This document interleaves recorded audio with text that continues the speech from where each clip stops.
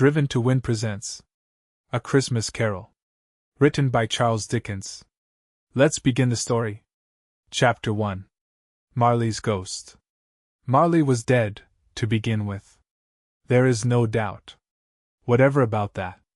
The register of his burial was signed by the clergyman, the clerk, the undertaker, and the chief mourner. Scrooge signed it, and Scrooge's name was good upon change for anything he chose to put his hand to. Old Marley was as dead as a doornail. Mind, I don't mean to say that I know of my own knowledge what there is particularly dead about a doornail. I might have been inclined, myself, to regard a coffin nail as the deadest piece of ironmongery in the trade. But the wisdom of our ancestors is in the simile, and my unhallowed hands shall not disturb it, or the country's done for. You will therefore permit me to repeat, emphatically, that Marley was as dead as a doornail. Scrooge knew he was dead? Of course he did. How could it be otherwise? Scrooge and he were partners for I don't know how many years. Scrooge was his sole executor, his sole administrator, his sole assign, his sole residuary legatee, his sole friend, and sole mourner.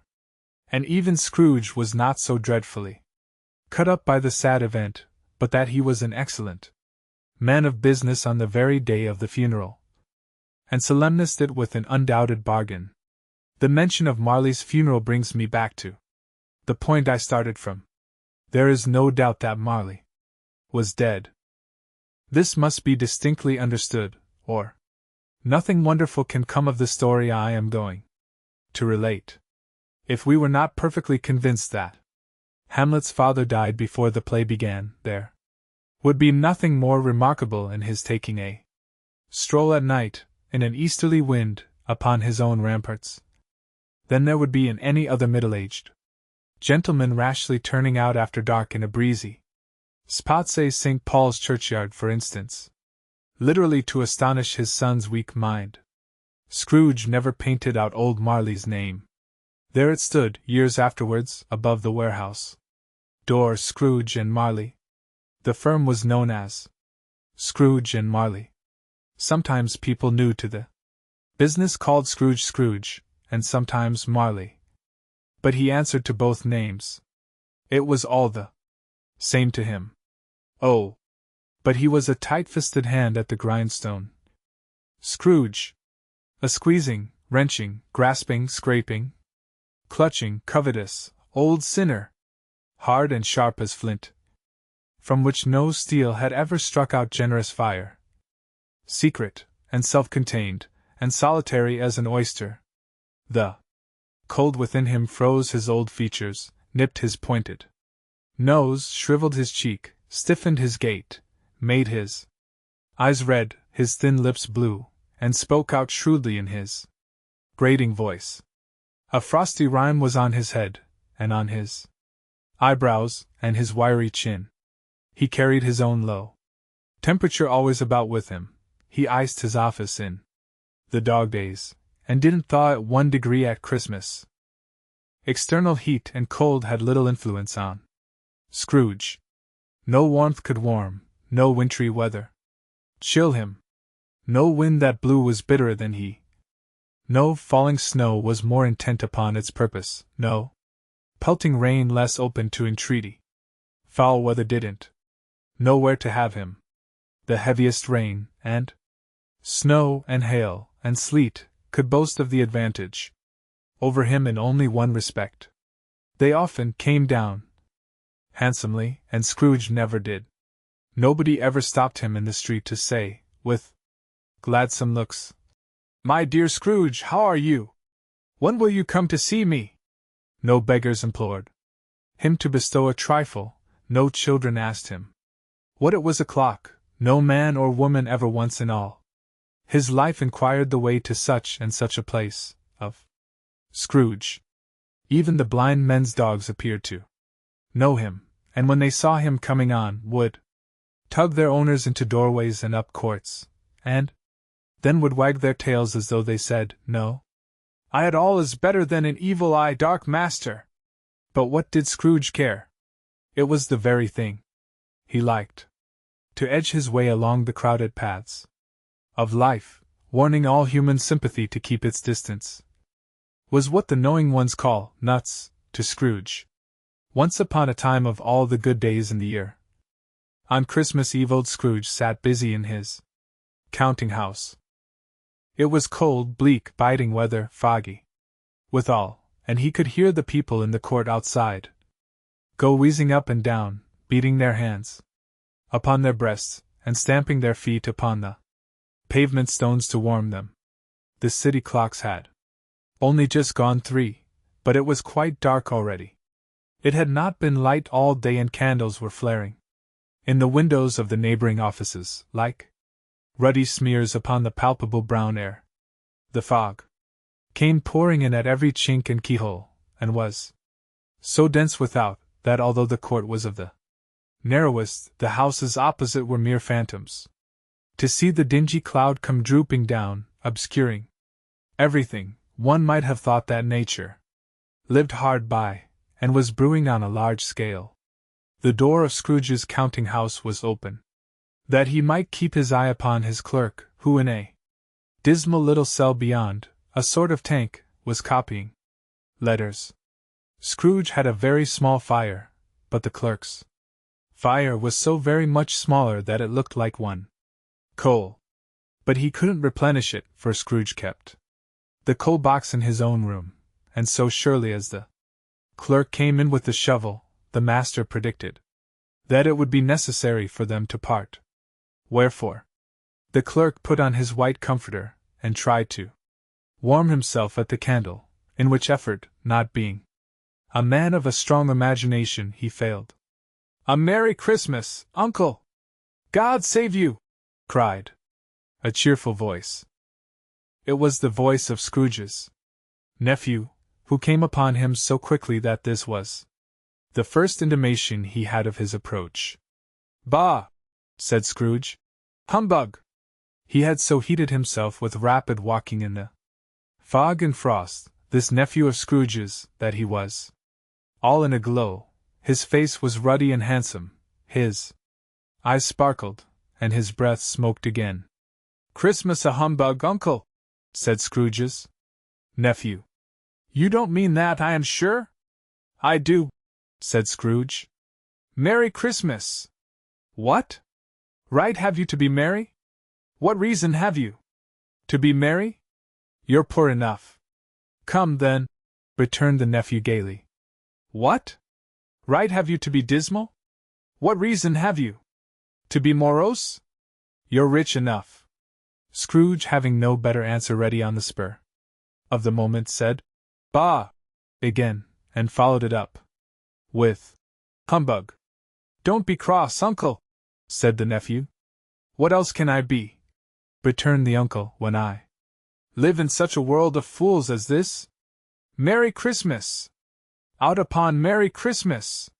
What's Christmas time to you but a time for paying bills without money, a time for finding yourself a year older but not an hour richer, a time for balancing your books, and having every item in M through a round dozen of months presented dead against you. If I could work my will," said Scrooge indignantly, "every idiot who goes about with Merry Christmas on his lips should be boiled with his own pudding, and buried with a stake of holly through his heart." "He should, Uncle," pleaded the nephew. "Nephew," returned the uncle sternly, "keep Christmas in your own way, and let me keep it in mine." "Keep it," repeated Scrooge's nephew. "But you don't keep it." "Let me leave it alone, then," said Scrooge. "Much good may it do you. Much good it has ever done you.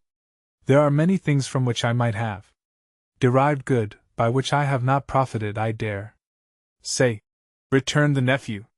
"Christmas among the rest.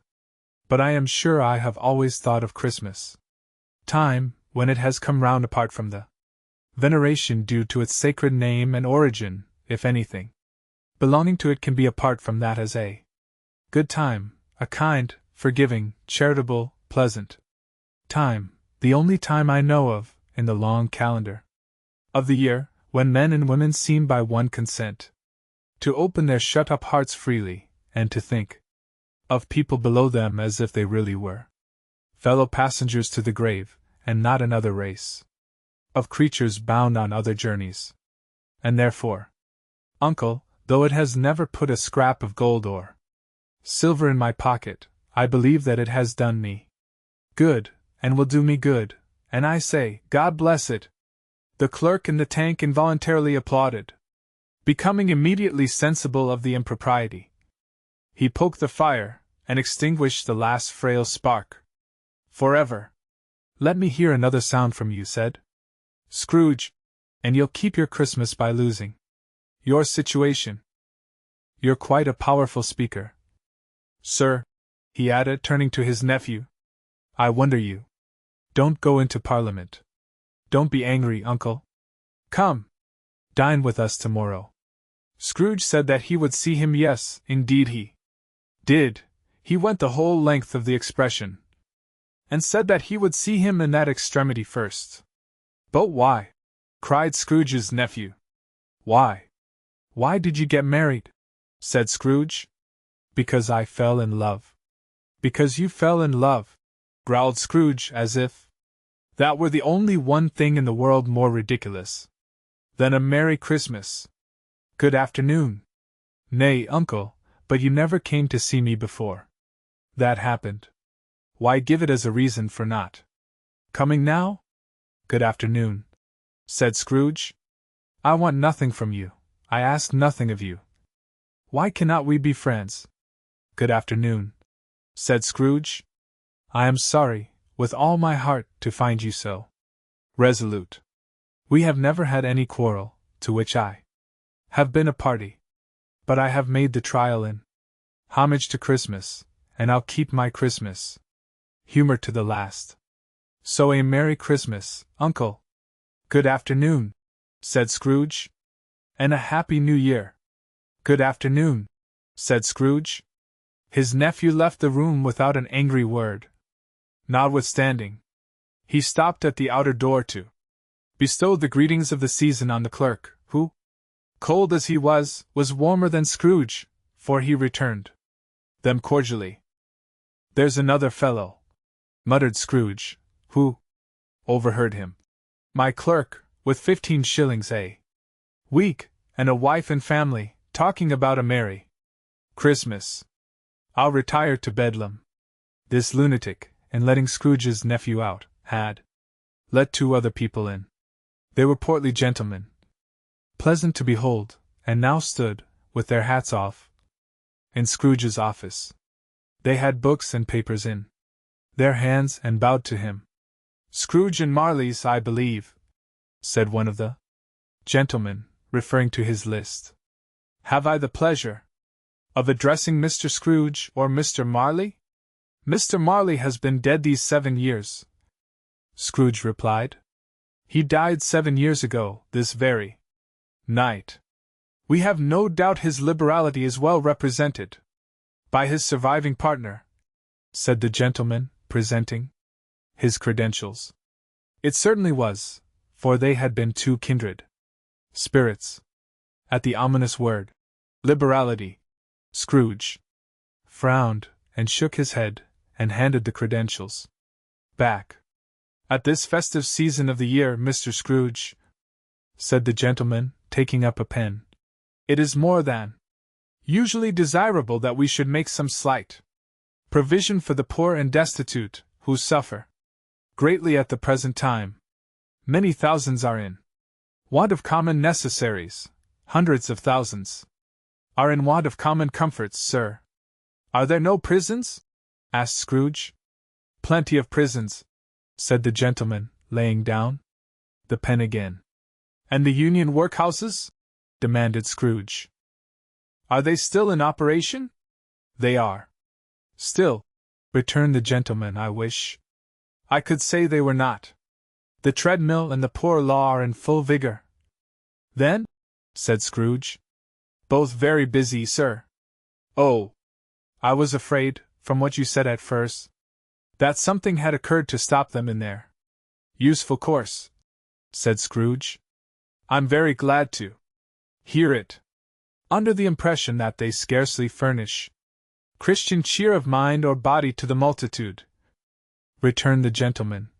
"A few of us are endeavoring to raise a fund to buy the poor some meat and drink, and means of warmth. We choose this time because it is a time, of all others, when want is keenly felt, and abundance rejoices. What shall I put you down for?" "Nothing," Scrooge replied. "You wish to be anonymous?" "I wish to be left alone," said Scrooge. "Since you ask me what I wish, gentlemen, that is my answer. I don't make merry myself at Christmas, and I can't afford to make idle people merry. I help to support the establishments I have mentioned. They cost enough, and those who are badly off must go there. Many can't go there, and many would rather die. If they would rather die," said Scrooge, "they had better do it, and decrease the surplus population. Besides, excuse me, I don't know that. But you might know it," observed the gentleman. "It's not my business," Scrooge returned. "It's enough for a man to understand his own business, and not to interfere with other people's. Mine occupies me constantly. Good afternoon, gentlemen." Seeing clearly that it would be useless to pursue their point, the gentleman withdrew. Scrooge resumed his labors with an improved opinion of himself, and in a more facetious temper than was usual with him. Meanwhile the fog and darkness thickened so that people ran about with flaring links, proffering their services to go before horses and carriages, and conduct them on their way. The ancient tower of a church, whose gruff old bell was always peeping slyly down at Scrooge out of a Gothic window in the wall, became invisible, and struck the hours and quarters in the clouds with tremulous vibrations afterwards, as if its teeth were chattering in its frozen head up there. The cold became intense. In the main street, at the corner of the court, some laborers were repairing the gas pipes, and had lighted a great fire in a brazier, round which a party of ragged men and boys were gathered, warming their hands and winking their eyes before the blaze in rapture. The water plug being left in solitude, its overflowing sullenly congealed, and turned to misanthropic ice. The brightness of the shops where holly sprigs and berries crackled in the lamp heat of the windows made pale faces ruddy as they passed. Poulterers and grocers' trades became a splendid joke, a glorious pageant, with which it was next to impossible to believe that such dull principles as bargain and sale had anything to do. The Lord Mayor, in the stronghold of the mighty mansion house, gave orders to his 50 cooks and butlers to keep Christmas as a Lord Mayor's household should, and even the little tailor, whom he had fined 5 shillings on the previous Monday for being drunk and bloodthirsty in the streets, stirred up tomorrow's pudding in his garret, while his lean wife and the baby sallied out to buy the beef. Foggier yet and colder. Piercing, searching, biting. Cold. If the good St. Dunstan had but nipped the evil spirit's nose with a touch of such weather as that, instead of using his familiar weapons, then indeed he would have roared to lusty purpose. The owner of one scant young nose gnawed and mumbled by the hungry cold as bones are gnawed by dogs, stooped down at Scrooge's keyhole to regale him with a Christmas carol, but at the first sound of "God bless you, merry gentlemen! May nothing you dismay!" Scrooge seized the ruler with such energy of action that the singer fled in terror, leaving the keyhole to the fog and even more congenial frost. At length the hour of shutting up the counting-house arrived. With an ill will Scrooge dismounted from his stool, and tacitly admitted the fact to the expectant clerk in the tank, who instantly snuffed his candle out and put on his hat. "You'll want all day tomorrow, I suppose?" said Scrooge. "If quite convenient, sir." "It's not convenient," said Scrooge. "And it's not fair. If I was to stop half-a-crown for it, you'd think yourself ill-used, I'll be bound?" The clerk smiled faintly. "And yet," said Scrooge, "you don't think me ill-used, when I pay a day's wages for no work." The clerk observed that it was only once a year. A poor excuse for picking a man's pocket every 25th of December, said Scrooge, buttoning his great coat to the chin. "But I suppose you must have the whole day. Be here all the earlier next morning." The clerk promised that he would, and Scrooge walked out with a growl.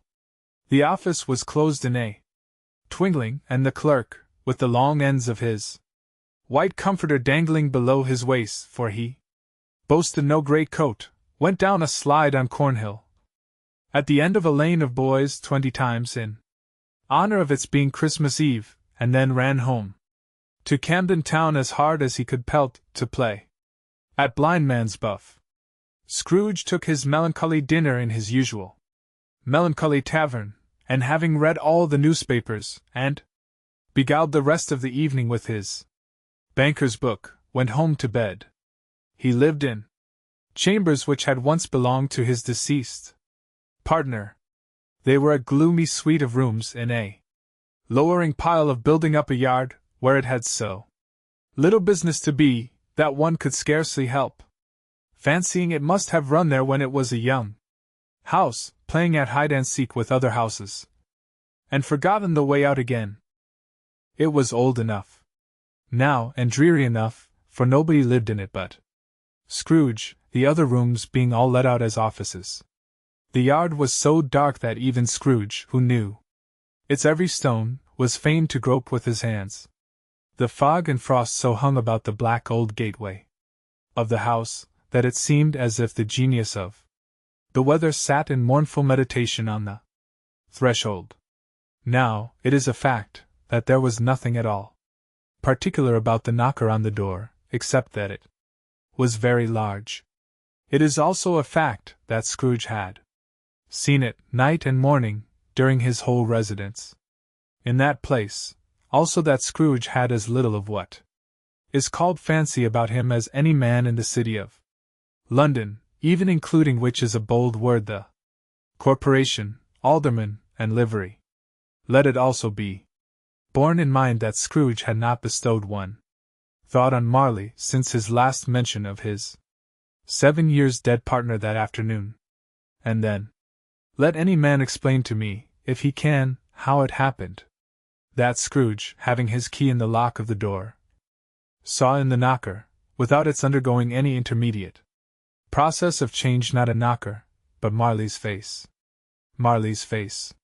It was not an impenetrable shadow, as the other objects in the yard were, but had a dismal light about it, like a bad lobster in a dark cellar. It was not angry or ferocious, but looked at Scrooge as Marley used to look, with ghostly spectacles turned up on its ghostly forehead. The hair was curiously stirred, as if by breath or hot air, and though the eyes were wide open, they were perfectly motionless. That, and its livid color, made it horrible, but its horror seemed to be in spite of the face and beyond its control, rather than a part of its own expression. As Scrooge looked fixedly at this phenomenon, it was a knocker again. To say that he was not startled, or that his blood was not conscious of a terrible sensation to which it had been a stranger from infancy, would be untrue. But he put his hand upon the key he had relinquished, turned it sturdily, walked in, and lighted his candle. He did pause, with a moment's irresolution, before he shut the door, and he did look cautiously behind it first, as if he half expected to be terrified with the sight of Marley's pigtail sticking out into the hall. But there was nothing on the back of the door except the screws and nuts that held the knocker on, so he said, "Pooh, pooh!" and closed it with a bang. The sound resounded through the house like thunder. Every room above, and every cask in the wine merchant's cellars below, appeared to have a separate peal. of echoes of its own.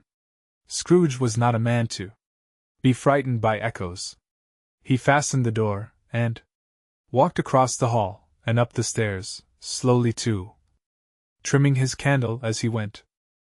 You may talk vaguely about driving a coach and six, up a good old flight of stairs, or through a bad young Act of Parliament, but I mean to say you might have got a hearse up that staircase, and taken it broadwise, with the splinter bar towards the wall, and the door towards the balustrades, and done it easy.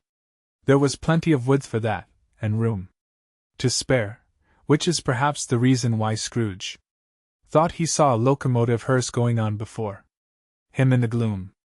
Half a dozen gas lamps out of the street wouldn't have lighted the entry too well, so you may suppose that it was pretty dark with Scrooge's dip.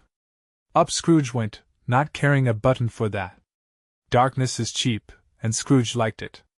But before he shut his heavy door, he walked through his rooms to see that all was right. He had just enough recollection of the face to desire to do that. Sitting room, bedroom, lumber room, all as they should be. Nobody under the table, nobody under the sofa, a small fire in the grate, spoon and basin ready, and the little saucepan of gruel Scrooge had. A cold in his head upon the hob. Nobody under the bed, nobody in the closet, nobody in his dressing gown, which was hanging up in a suspicious attitude against the wall. Lumber room as usual. Old fire guard. Old shoes, 2 fish baskets, washing stand on 3 legs, and a poker. Quite satisfied, he closed his door, and locked himself in, double-locked himself in, which was not his custom. Thus secured against surprise, he took off his cravat, put on his dressing gown and slippers, and his nightcap, and sat down before the fire to take his gruel. It was a very low fire indeed, nothing on such a bitter night. He was obliged to sit close to it, and brood over it, before he could extract the least sensation of warmth from such a handful of fuel. The fireplace was an old one, built by some Dutch merchant long ago, and paved all round with quaint Dutch tiles, designed to illustrate the scriptures. There were Cain's and Abel's, Pharaoh's daughters, Queens of Sheba, angelic messengers descending through the air on clouds like featherbeds, Abraham's, Belshazzar's, apostles putting off to sea in butterboats. Hundreds of figures to attract his thoughts. And yet that face of Marley, 7 years dead, came, like the ancient prophet's rod, and swallowed up the whole. If each smooth tile had been a blank at first, with power to shape some picture on its surface from the disjointed fragments of his thoughts, there would have been a copy of old Marley's head on every one. "Humbug!" said Scrooge, and walked across the room. After several turns, he sat down again. As he threw his head back in the chair, his glance happened to rest upon a bell, a disused bell, that hung in the room, and communicated for some purpose now forgotten with a chamber in the highest story of the building. It was with great astonishment, and with a strange, inexplicable dread, that as he looked, he saw this bell begin to swing. It swung so softly in the outset that it scarcely made a sound, but soon it rang out loudly, and so did every bell in the house. This might have lasted half a minute, or a minute, but it seemed an hour. The bells ceased as they had begun together. They were succeeded by a clanking noise deep down below, as if some person were dragging a heavy chain over the casks in the wine merchant's cellar. Scrooge then remembered to have heard that ghosts in haunted houses were described as dragging chains. The cellar door flew open with a booming sound, and then he heard the noise much louder on the floors below, then coming up the stairs, then coming straight towards his door. "It's humbug still," said Scrooge. "I won't believe it." His color changed though, when, without a pause, it came on through the heavy door, and passed into the room before his eyes. Upon its coming in, the dying flame leaped up, as though it cried, "I know him, Marley's ghost!" and fell again. The same face, the very same. Marley in his pigtail usual waistcoat, tights and boots, the tassels on the latter bristling, like his pigtail, and his coat skirts, and the hair upon his head. The chain he drew was clasped about his middle.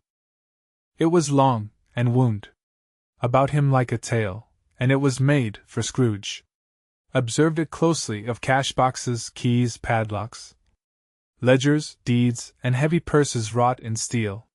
His body was transparent, so that Scrooge, observing him, and looking through his waistcoat, could see the 2 buttons on his coat behind. Scrooge had often heard it said that Marley had no bowels, but he had never believed it until now. No, nor did he believe it even now, though he looked the phantom through and through, and saw it standing before him, though he felt the chilling influence of its death-cold eyes, and marked the very texture of the folded kerchief bound about its head and chin, which wrapper he had not observed before. He was still incredulous, and fought against his senses. "How now?" said Scrooge, caustic and cold as ever. "What do you want with me?" "Much." Marley's voice, no doubt about it. "Who are you?" "Ask me who I was." "Who were you then?" said Scrooge, raising his voice. "You're particular for a shade," he was going to say, "to a shade," but substituted this as more appropriate. "In life I was your partner, Jacob Marley." Can you sit down?" asked Scrooge, looking doubtfully at him. "I can." "Do it then." Scrooge asked the question, because he didn't know whether a ghost so transparent might find himself in a condition to take a chair, and felt that in the event of its being impossible, it might involve the necessity of an embarrassing explanation. But the ghost sat down on the opposite side of the fireplace, as if he were quite used to it. "You don't believe in me," observed the ghost. "I don't," said Scrooge. "What evidence would you have of my reality beyond that of your senses?" "I don't know," said Scrooge. "Why do you doubt your senses?" "Because," said Scrooge, "a little thing affects them. A slight disorder of the stomach makes them cheats. You may be an undigested bit of beef, a blot of mustard, a crumb of cheese, a fragment of an underdone potato.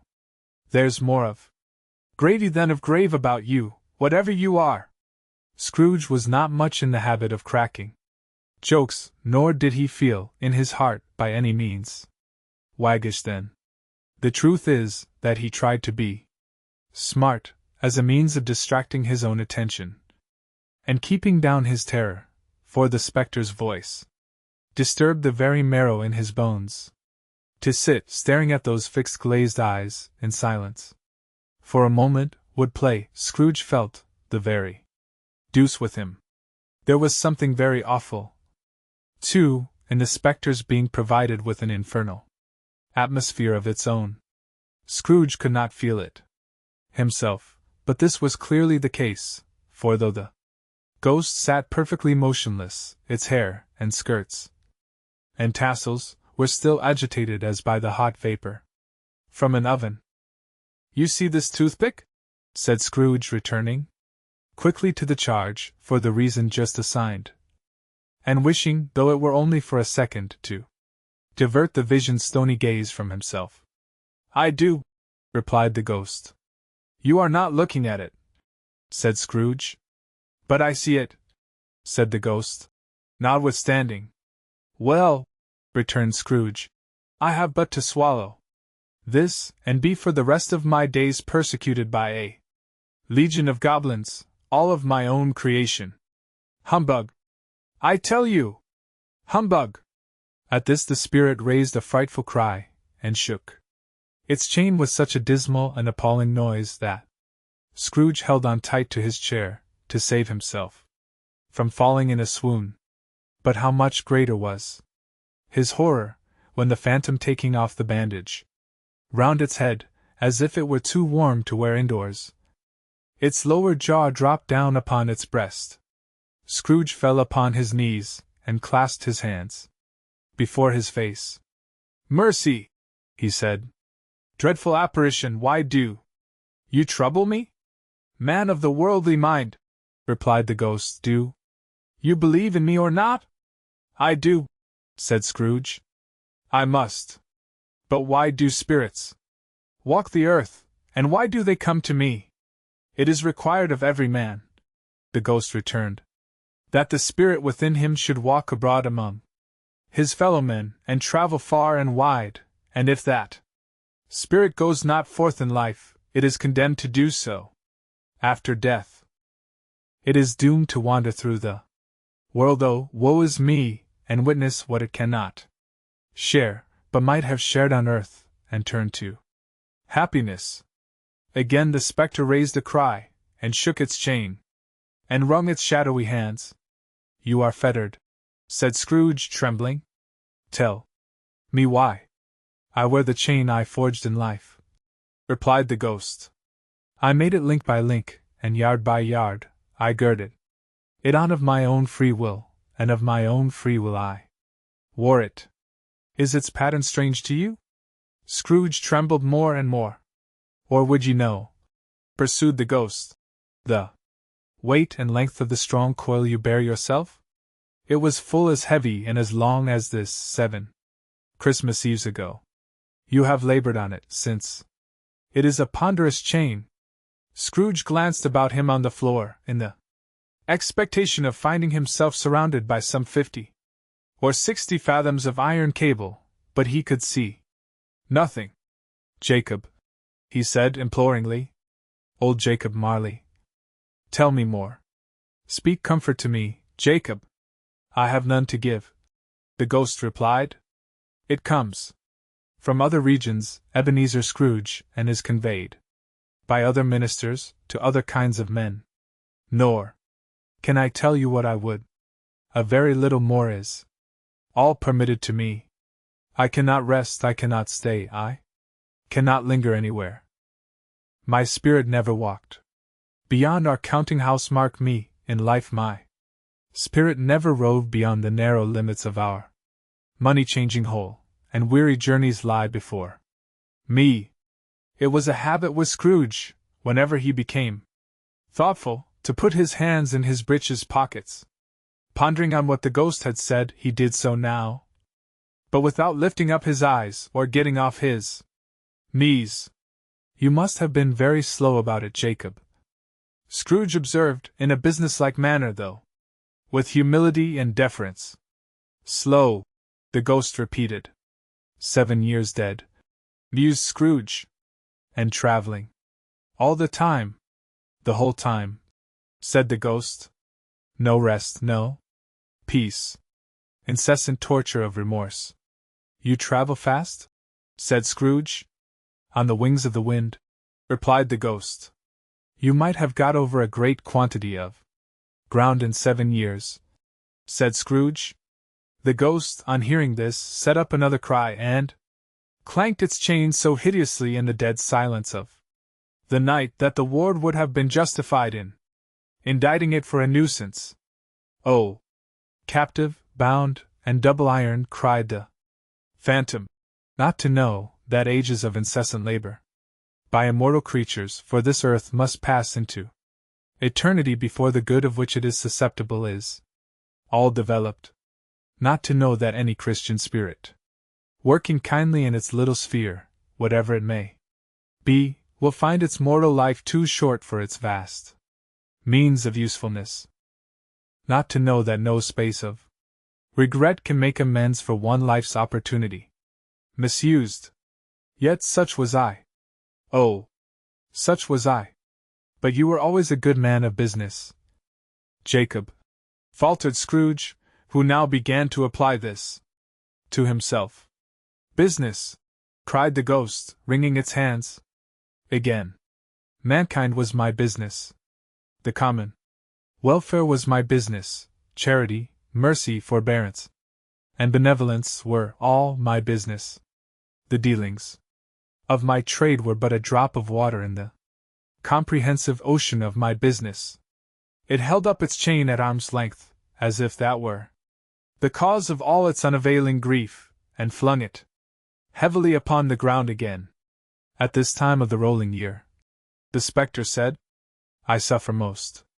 Why did I walk through crowds of fellow beings with my eyes turned down, and never raise them to that blessed star which led the wise men to a poor abode? Were there no poor homes to which its light would have conducted me? Scrooge was very much dismayed to hear the spectre going on at this rate, and began to quake exceedingly. Hear me, cried the ghost. My time is nearly gone. I will, said Scrooge. But don't be hard upon me. Don't be flowery, Jacob. Pray, how it is that I appear before you in a shape that you can see, I may not tell. I have sat invisible beside you many and many a day. It was not an agreeable idea. Scrooge shivered, and wiped the perspiration from his brow. That is no light part of my penance, pursued the ghost. I am here tonight to warn you that you have yet a chance and hope of escaping my fate. A chance and hope of my procuring, Ebenezer. You were always a good friend to me, said Scrooge. Thank ye. You will be haunted, resumed the ghost, by 3 spirits. Scrooge's countenance fell almost as low as the ghost had done. Is that the chance and hope you mentioned, Jacob? He demanded, in a faltering voice. It is. I think I'd rather not, said Scrooge. Without their visits, said the ghost, you cannot hope to shun the path I tread. Expect the first tomorrow, when the bell tolls 1. Couldn't I take 'em all at once, and have it over, Jacob? Hinted Scrooge. Expect the second on the next night at the same hour. The third upon the next night when the last stroke of 12 has ceased to vibrate. Look to see me no more, and look that, for your own sake, you remember what has passed between us. When it had said these words, the spectre took its wrapper from the table, and bound it round its head, as before. Scrooge knew this, by the smart sound its teeth made, when the jaws were brought together by the bandage. He ventured to raise his eyes again, and found his supernatural visitor confronting him, in an erect attitude, with its chain wound over and about its arm. The apparition walked backward from him, and at every step it took, the window raised itself a little, so that when the spectre reached it, it was wide open. It beckoned Scrooge to approach, which he did, when they were within 2 paces of each other. Marley's ghost held up its hand, warning him to come no nearer. Scrooge stopped, not so much in obedience, as in surprise and fear. For on the raising of the hand, he became sensible of confused noises in the air, incoherent sounds of lamentation and regret, wailings inexpressibly sorrowful and self-accusatory. The spectre, after listening for a moment, joined in the mournful dirge, and floated out upon the bleak dark night. Scrooge followed to the window, desperate in his curiosity. He looked out. The air was filled with phantoms, wandering hither and thither in restless haste, and moaning as they went.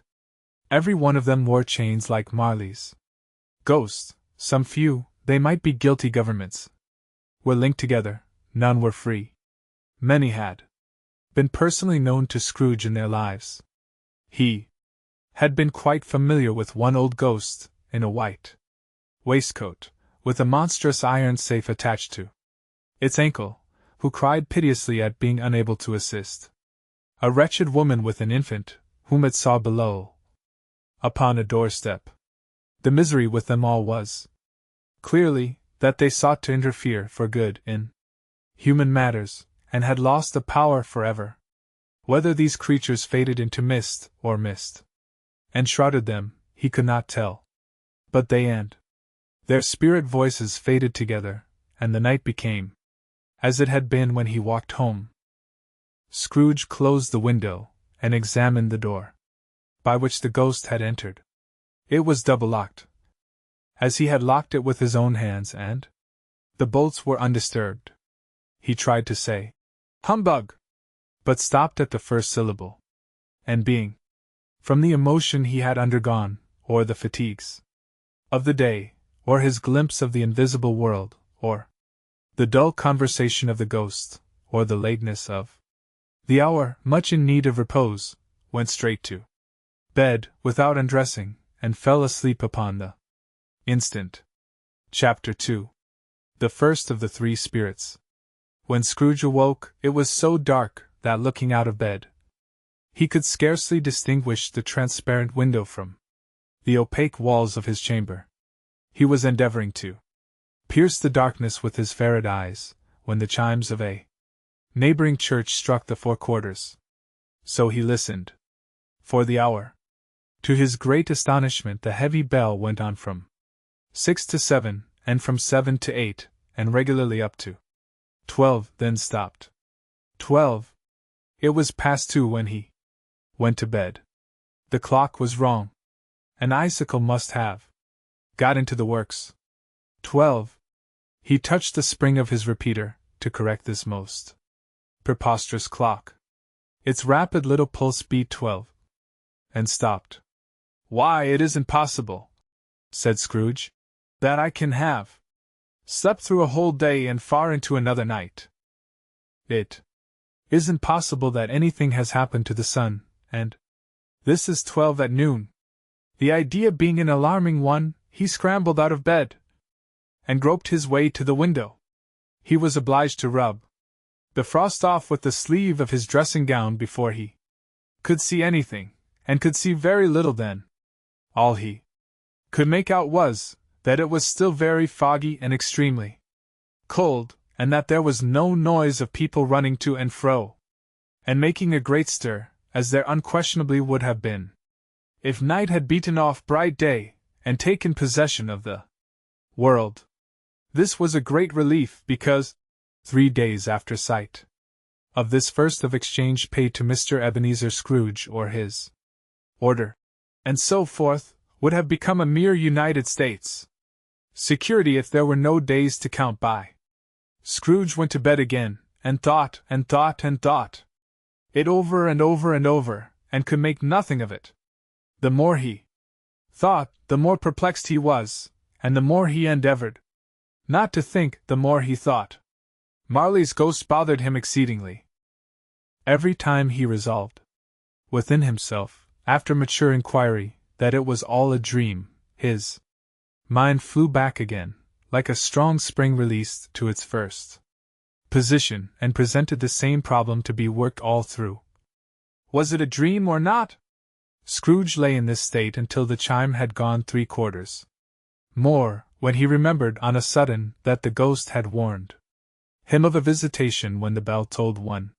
He resolved to lie awake until the hour was past, and considering that he could no more go to sleep than go to heaven, this was perhaps the wisest resolution in his power. The quarter was so long that he was more than once convinced he must have sunk into a doze unconsciously, and missed the clock. At length it broke upon his listening ear. "Ding dong! 1/4 past," said Scrooge, counting. "Ding dong! 1/2 past," said Scrooge. "Ding dong! 1/4 to it," said Scrooge. "Ding dong! The hour itself," said Scrooge triumphantly. "And nothing else." He spoke before the hour bell sounded, which it now did with a deep, dull, hollow, melancholy one.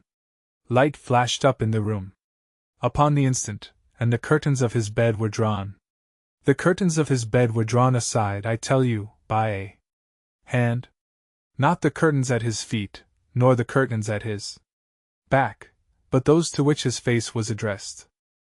The curtains of his bed were drawn aside, and Scrooge, starting up into a half-recumbent attitude, found himself face to face with the unearthly visitor who drew them, as close to it as I am now.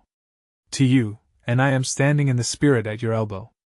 It was a strange figure like a child, yet not so like a child as like an old man, viewed through some supernatural medium, which gave him the appearance of having receded from the view, and being diminished to a child's proportions.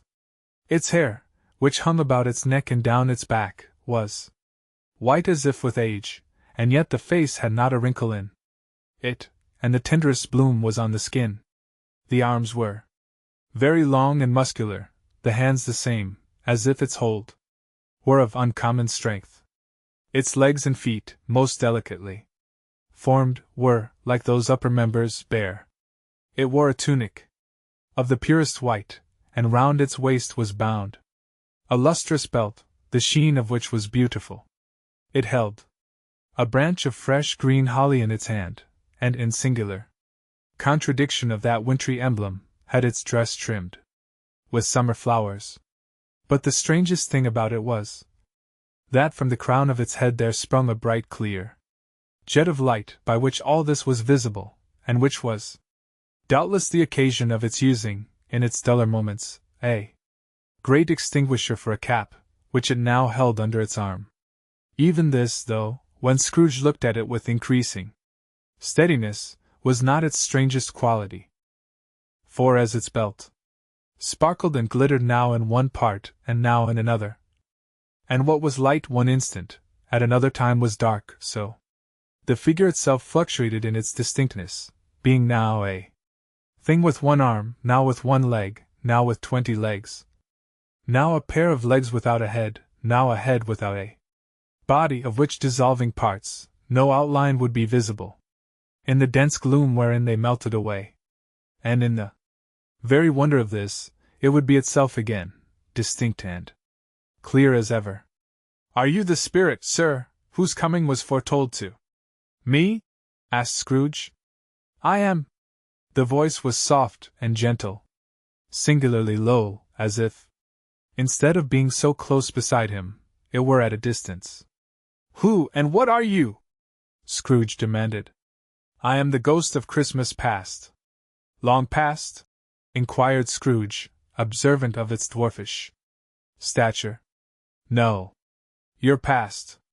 Perhaps Scrooge could not have told anybody why if anybody could have asked him, but he had a special desire to see the spirit in his cap, and begged him to be covered. "What?" exclaimed the ghost. "Would you so soon put out with worldly hands the light I give? Is it not enough that you are one of those whose passions made this cap, and force me through whole trains of years to wear it low upon my brow?"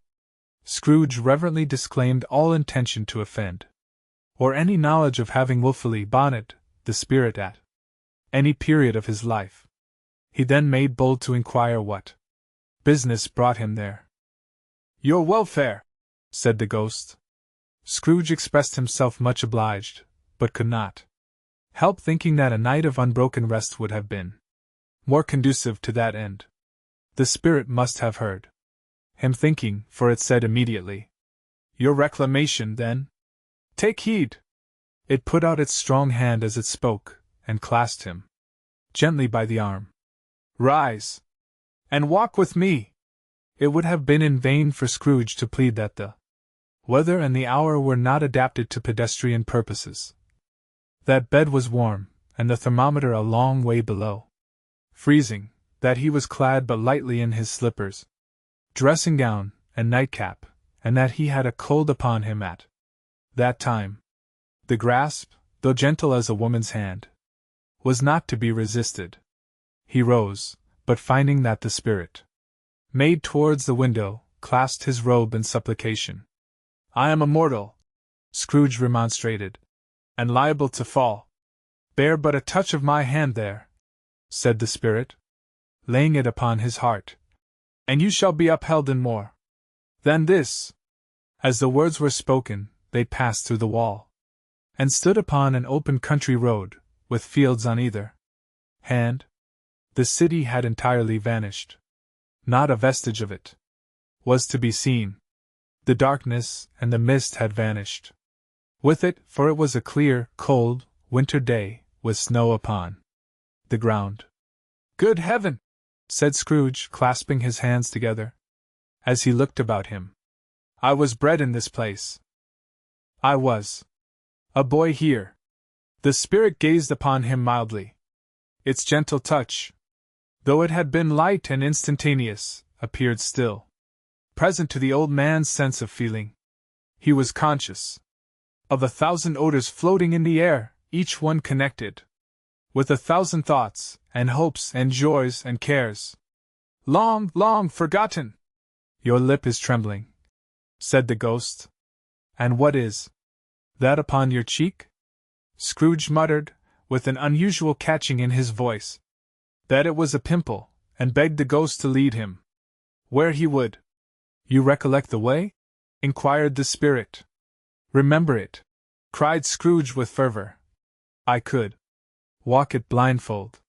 "Strange to have forgotten it for so many years," observed the ghost. "Let us go on." They walked along the road, Scrooge recognizing every gate, and post, and tree, until a little market town appeared in the distance, with its bridge, its church, and winding river. Some shaggy ponies now were seen trotting towards them, with boys upon their backs, who called to other boys in country gigs and carts, driven by farmers. All these boys were in great spirits, and shouted to each other until the broad fields were so full of merry music that the crisp air laughed to hear it. "These are but shadows of the things that have been," said the ghost. "They have no consciousness of us." The jocund travelers came on, and as they came, Scrooge knew and named them every one. Why was he rejoiced beyond all bounds to see them? Why did his cold eye glisten, and his heart leap up as they went past?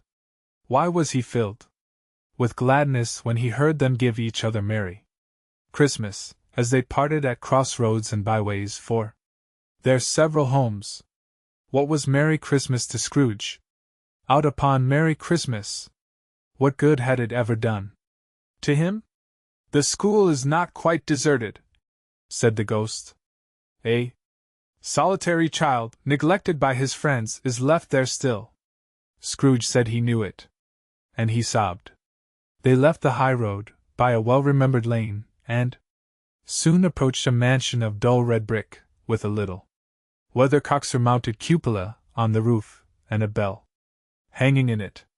It was a large house, but one of broken fortunes, for the spacious offices were little used, their walls were damp and mossy, their windows broken, and their gates decayed. Fowls clucked and strutted in the stables, and the coach-houses and sheds were overrun with grass.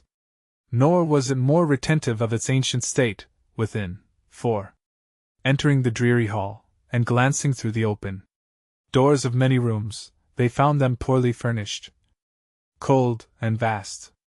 There was an earthy savor in the air, a chilly bareness in the place, which associated itself somehow with too much getting up by candlelight, and not too much to eat. They went, the ghost and Scrooge, across the hall to a door at the back of the house. It opened before them, and disclosed a long, bare, melancholy room, made barer still by lines of plain deal forms and desks. At one of these a lonely boy was reading near a feeble fire, and Scrooge sat down upon a form, and wept to see his poor forgotten self as he used to be.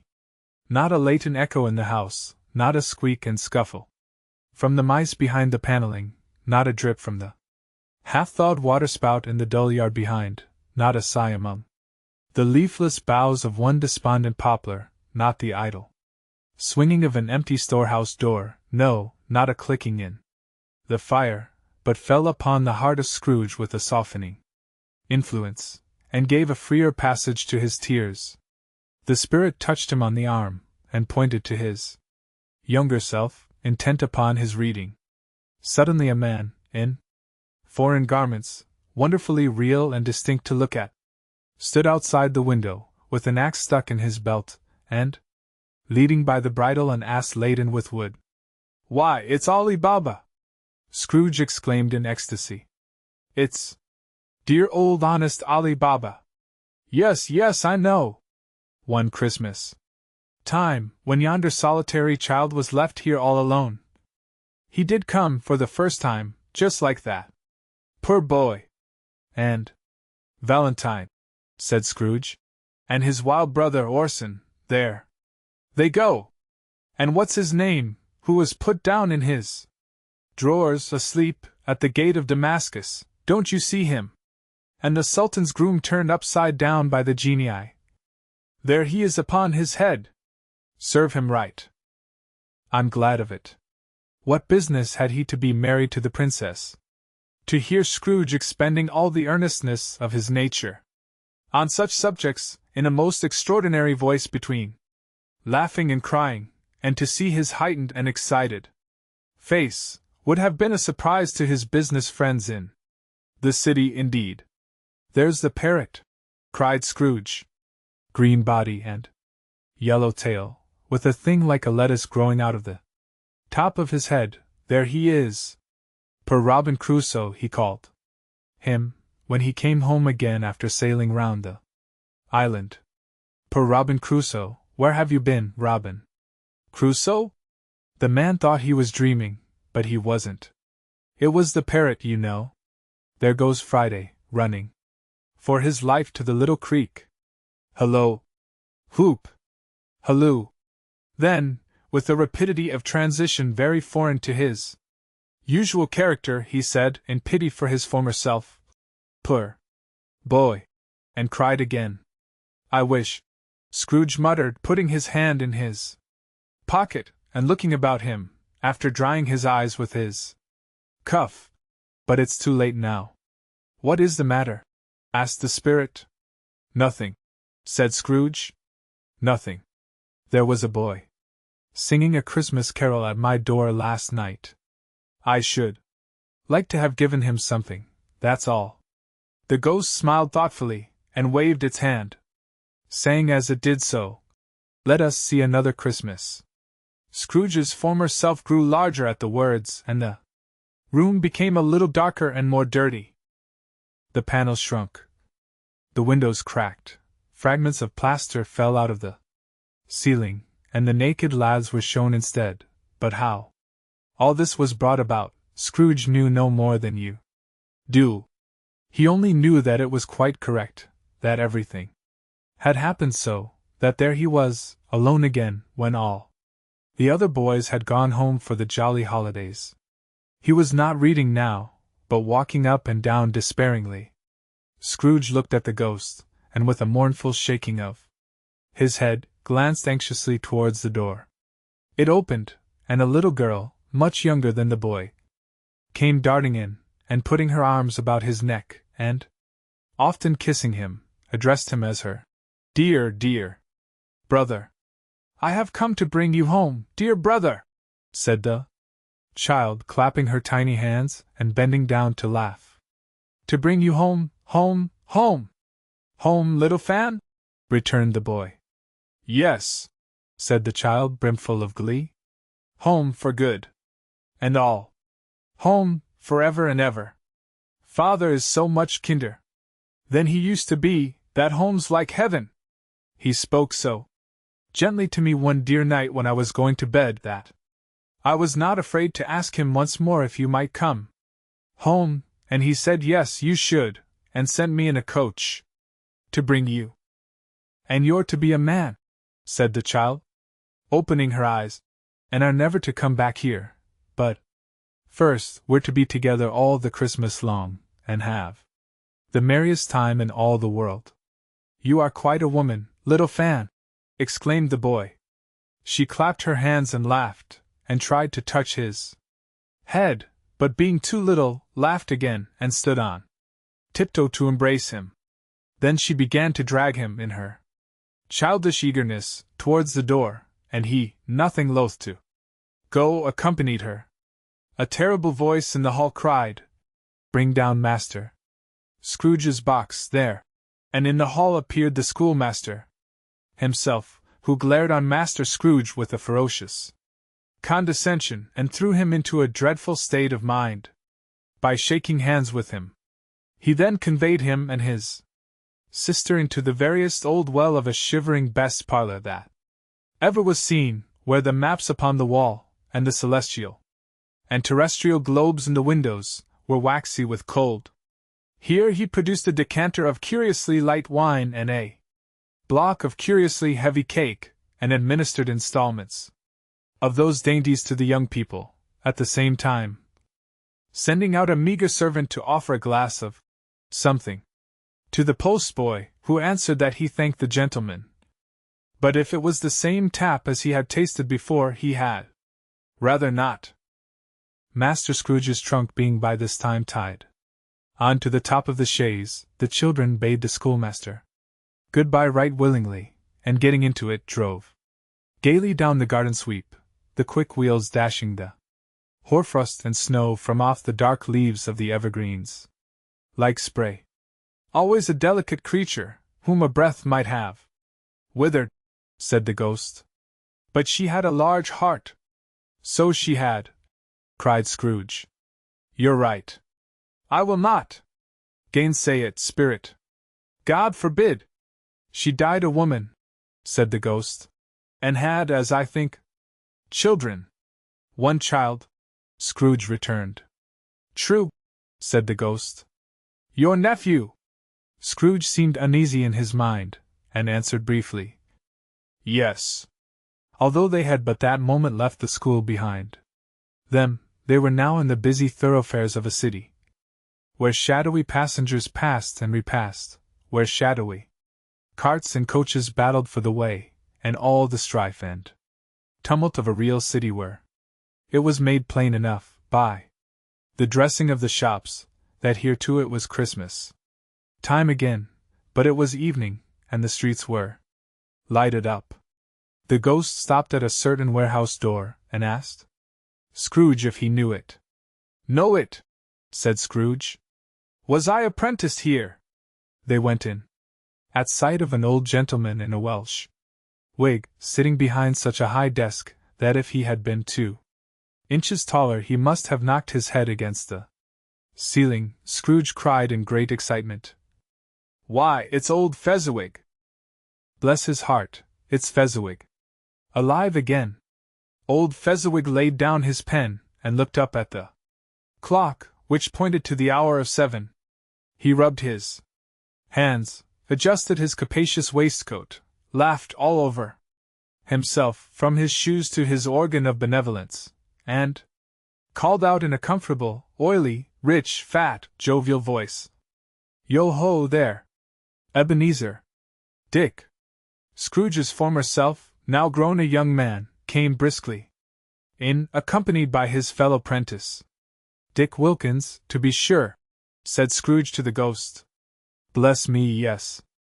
There he is. He was very much attached to me, was Dick. Poor Dick! Dear, dear! Yo-ho, my boys, said Fezziwig. No more work tonight. Christmas Eve, Dick? Christmas, Ebenezer. Let's have the shutters up, cried old Fezziwig, with a sharp clap of his hands, before a man can say Jack Robinson. You wouldn't believe how those 2 fellows went at it. They charged into the street with the shutters 1, 2, 3 had 'em up in their places 4, 5, 6 barred 'em and pinned 'em 7, 8, 9 and came back before you could have got to 12, panting like racehorses. Hilly-ho! Cried old Fezziwig, skipping down from the high desk, with wonderful agility. Clear away, my lads, and let's have lots of room here. Hilly-ho, Dick! Chirp! Ebenezer! Clear away!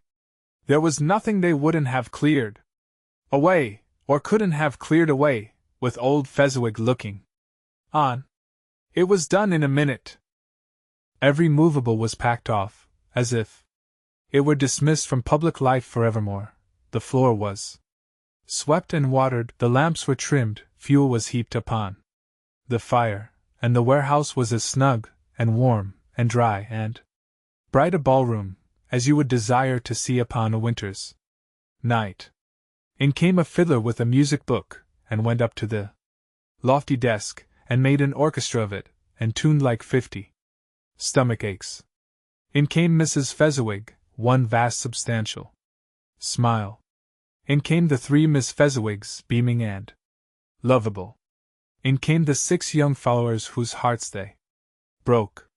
In came all the young men and women employed in the business. In came the housemaid, with her cousin the baker. In came the cook, with her brother's particular friend, the milkman. In came the boy from over the way, who was suspected of not having board enough from his master, trying to hide himself behind the girl from next door, but one, who was proved to have had her ears pulled by her mistress. In they all came, one after another, some shyly, some boldly, some gracefully, some awkwardly, some pushing, some pulling. In they all came, anyhow and everhow. Away they all went. 20 couple at once, hands half round and back again. The other way, down the middle and up again, round and round in various stages of affectionate grouping, old top couple always turning up in the wrong place, new top couple starting off again, as soon as they got there, all top couples at last, and not a bottom one to help them. When this result was brought about, old Fezziwig, clapping his hands to stop the dance, cried out, "Well done!" And the fiddler plunged his hot face into a pot of porter, especially provided for that purpose. But scorning rest upon his reappearance, he instantly began again, though there were no dancers yet, as if the other fiddler had been carried home exhausted on a shutter, and he were a brand new man, resolved to beat him out of sight, or perish. There were more dances, and there were forfeits, and more dances, and there was cake, and there was negus, and there was a great piece of cold roast, and there was a great piece of cold boiled, and there were mince pies, and plenty of beer. But the great effect of the evening came after the roast and boiled, when the fiddler, an artful dog, mind, the sort of man who knew his business better than you or I could have told it him, struck up Sir Roger de Coverley. Then old Fezziwig stood out to dance with Mrs. Fezziwig. Top couple, too, with a good stiff piece of work cut out for them. 3 or 4 and 20 pair of partners, people who were not to be trifled with, people who would dance, and had no notion of walking. But if they had been twice as many, for times old Fezziwig would have been a match for them, and so would Mrs. Fezziwig. As to her, she was worthy to be his partner, in every sense of the term. If that's not high praise, tell me higher, and I'll use it. A positive light appeared to issue from Fezziwig's calves. They shone in every part of the dance like moons. You couldn't have predicted, at any given time, what would have become of them next. And when old Fezziwig and Mrs. Fezziwig had gone all through the dance, advance and retire, both hands to your partner, bow and curtsy, corkscrew, thread the needle, and back again to your place, Fezziwig cut so deftly that he appeared to wink with his legs, and came upon his feet again without a stagger. When the clock struck 11, this domestic ball broke up. Mr. and Mrs. Fezziwig took their stations, one on either side of the door, and shaking hands with every person individually, as he or she went out, wished him or her a Merry Christmas. When everybody had retired but the 2 prentices, they did the same to them, and thus the cheerful voices died away, and the lads were left to their beds, which were under a counter in the back shop. During the whole of this time, Scrooge had acted like a man out of his wits. His heart and soul were in the scene, and with his former self. He corroborated everything, remembered everything, enjoyed everything, and underwent the strangest agitation. It was not until now, when the bright faces of his former self and Dick were turned from them, that he remembered the ghost, and became conscious that it was looking full upon him, while the light upon its Head burned very clear. A small matter, said the ghost, to make these silly folks so full of gratitude. Small, echoed Scrooge. The spirit signed to him to listen to the two apprentices, who were pouring out their hearts in praise of Fezziwig. And when he had done so, said, Why, is it not? He has spent but a few pounds of your mortal money, 3 or 4 perhaps. Is that so? Much that he deserves this praise? It isn't that, said Scrooge, heated by the remark, and speaking unconsciously like his former, not his latter self. It isn't that, spirit. He has the power to render us happy, or unhappy, to make our service light or burdensome, a pleasure or a toil. Say that his power lies in words and looks, in things so slight and insignificant that it is impossible to add and count 'em up. What then? The happiness he gives is quite as great as if it cost a fortune. He felt the spirit's glance, and stopped.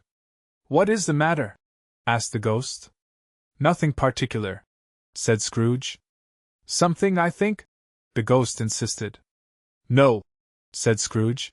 No. I should like to be able to say a word or two to my clerk just now. That's all.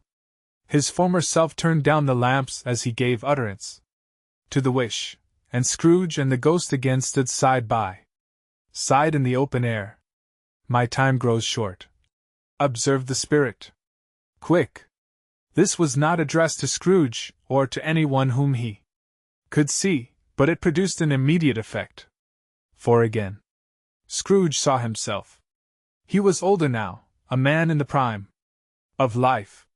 His face had not the harsh and rigid lines of later years, but it had begun to wear the signs of care and avarice. There was an eager, greedy, restless motion in the eye, which showed the passion that had taken root, and where the shadow of the growing tree would fall. He was not alone, but sat by the side of a fair young girl in a morning dress, in whose eyes there were tears, which sparkled in the light that shone out of the ghost of Christmas past. It matters little, she said softly. To you, very little. Another idol has displaced me, and if it can cheer and comfort you in time to come, as I would have tried to do, I have no just cause to grieve. What idol has displaced you? He rejoined. A golden one. This is the even-handed dealing of the world, he said. There is nothing on which it is so hard as poverty, and there is nothing it professes to condemn with such severity as the pursuit of wealth. You fear the world too much, she answered gently. All your other hopes have merged into the hope of being beyond the chance of its sordid reproach. I have seen your nobler aspirations fall off one by one, until the master passion, gain, engrosses you. Have I not? What then? He retorted. Even if I have grown so much wiser, what then? I am not changed towards you. She shook her head. Am I? Our contract is an old one. It was made when we were both poor and content to be so, until, in good season, we could improve our worldly fortune by our patient industry. You are changed. When it was made, you were another man. I was a boy, he said impatiently. Your own feeling tells you that you were not what you are, she returned. I am that which promised happiness, when we were one in heart, is fraught with misery now that we are two. How often and how keenly I have thought of this I will not say. It is enough that I have thought of it, and can release you. Have I ever sought release? In words? No. Never. In what, then? In a changed nature, in an altered spirit, in another atmosphere of life, another hope as its great end. In everything that made my love of any worth or value in your sight. If this had never been between us, said the girl, looking mildly, but with steadiness, upon him, tell me, would you seek me out and try to win me now? Ah, no! He seemed to yield to the justice of this supposition, in spite of himself. But he said with a struggle, "You think not?" "I would gladly think otherwise if I could," she answered. "Heaven knows! When I have learned a truth like this, I know how strong and irresistible it must be. But if you were free today, tomorrow, yesterday, can even I believe that you would choose a dowerless girl you who, in your very confidence with her, weigh everything by gain, or choosing her, if for a moment you were false enough to your one guiding principle to do so, do I not know that your repentance and regret would surely follow? I do, and I release you with a full heart for the love of him you once were." He was about to speak, but with her head turned from him, she resumed. "You may the memory of what is past half makes me hope you will have pain in this a very, very brief time, and you will dismiss the recollection of it gladly as an unprofitable dream, from which it happened well that you awoke. May you be happy in the life you have chosen." She left him, and they parted. "Spirit," said Scrooge, "show me no more. Conduct me home. Why do you delight to torture me?" "One shadow more!" exclaimed the ghost. "No more!" cried Scrooge. "No more. I don't wish to see it. Show me no more!" But the relentless ghost pinioned him in both his arms, and forced him to observe what happened next. They were in another scene and place, a room, not very large or handsome, but full of comfort. Near to the winter fire sat a beautiful young girl, so like that last that Scrooge believed it was the same until he saw her, now a comely matron, sitting opposite her daughter. The noise in this room was perfectly tumultuous, for there were more children there than Scrooge in his agitated state of mind could count. And unlike the celebrated herd in the poem, they were not 40 children conducting themselves like one, but every child was conducting itself like 40. The consequences were uproarious beyond belief, but no one seemed to care. On the contrary, the mother and daughter laughed heartily, and enjoyed it very much, and the latter, soon beginning to mingle in the sports, got pillaged by the young brigands most ruthlessly. What would I not have given to be one of them? Though I never could have been so rude, no, no! I wouldn't for the wealth of all the world have crushed that braided hair, and torn it down, and for the precious little shoe, I wouldn't have plucked it off, God bless my soul, to save my life. As to measuring her waist in sport, as they did, bold young brood, I couldn't have done it. I should have expected my arm to have grown round it for a punishment, and never come straight again. And yet I should have dearly liked, I own, to have touched her lips, to have questioned her, that she might have opened them, to have looked upon the lashes of her downcast eyes, and never raised a blush, to have let loose waves of hair, an inch of which would be a keepsake beyond price. In short, I should have liked, I do confess, to have had the lightest license of a child, and yet to have been man enough to know its value. But now a knocking at the door was heard, and such a rush immediately ensued that she, with laughing face and plundered dress, was borne towards at the center of a flushed and boisterous group, just in time to greet the father, who came home attended by a man laden with Christmas toys and presents.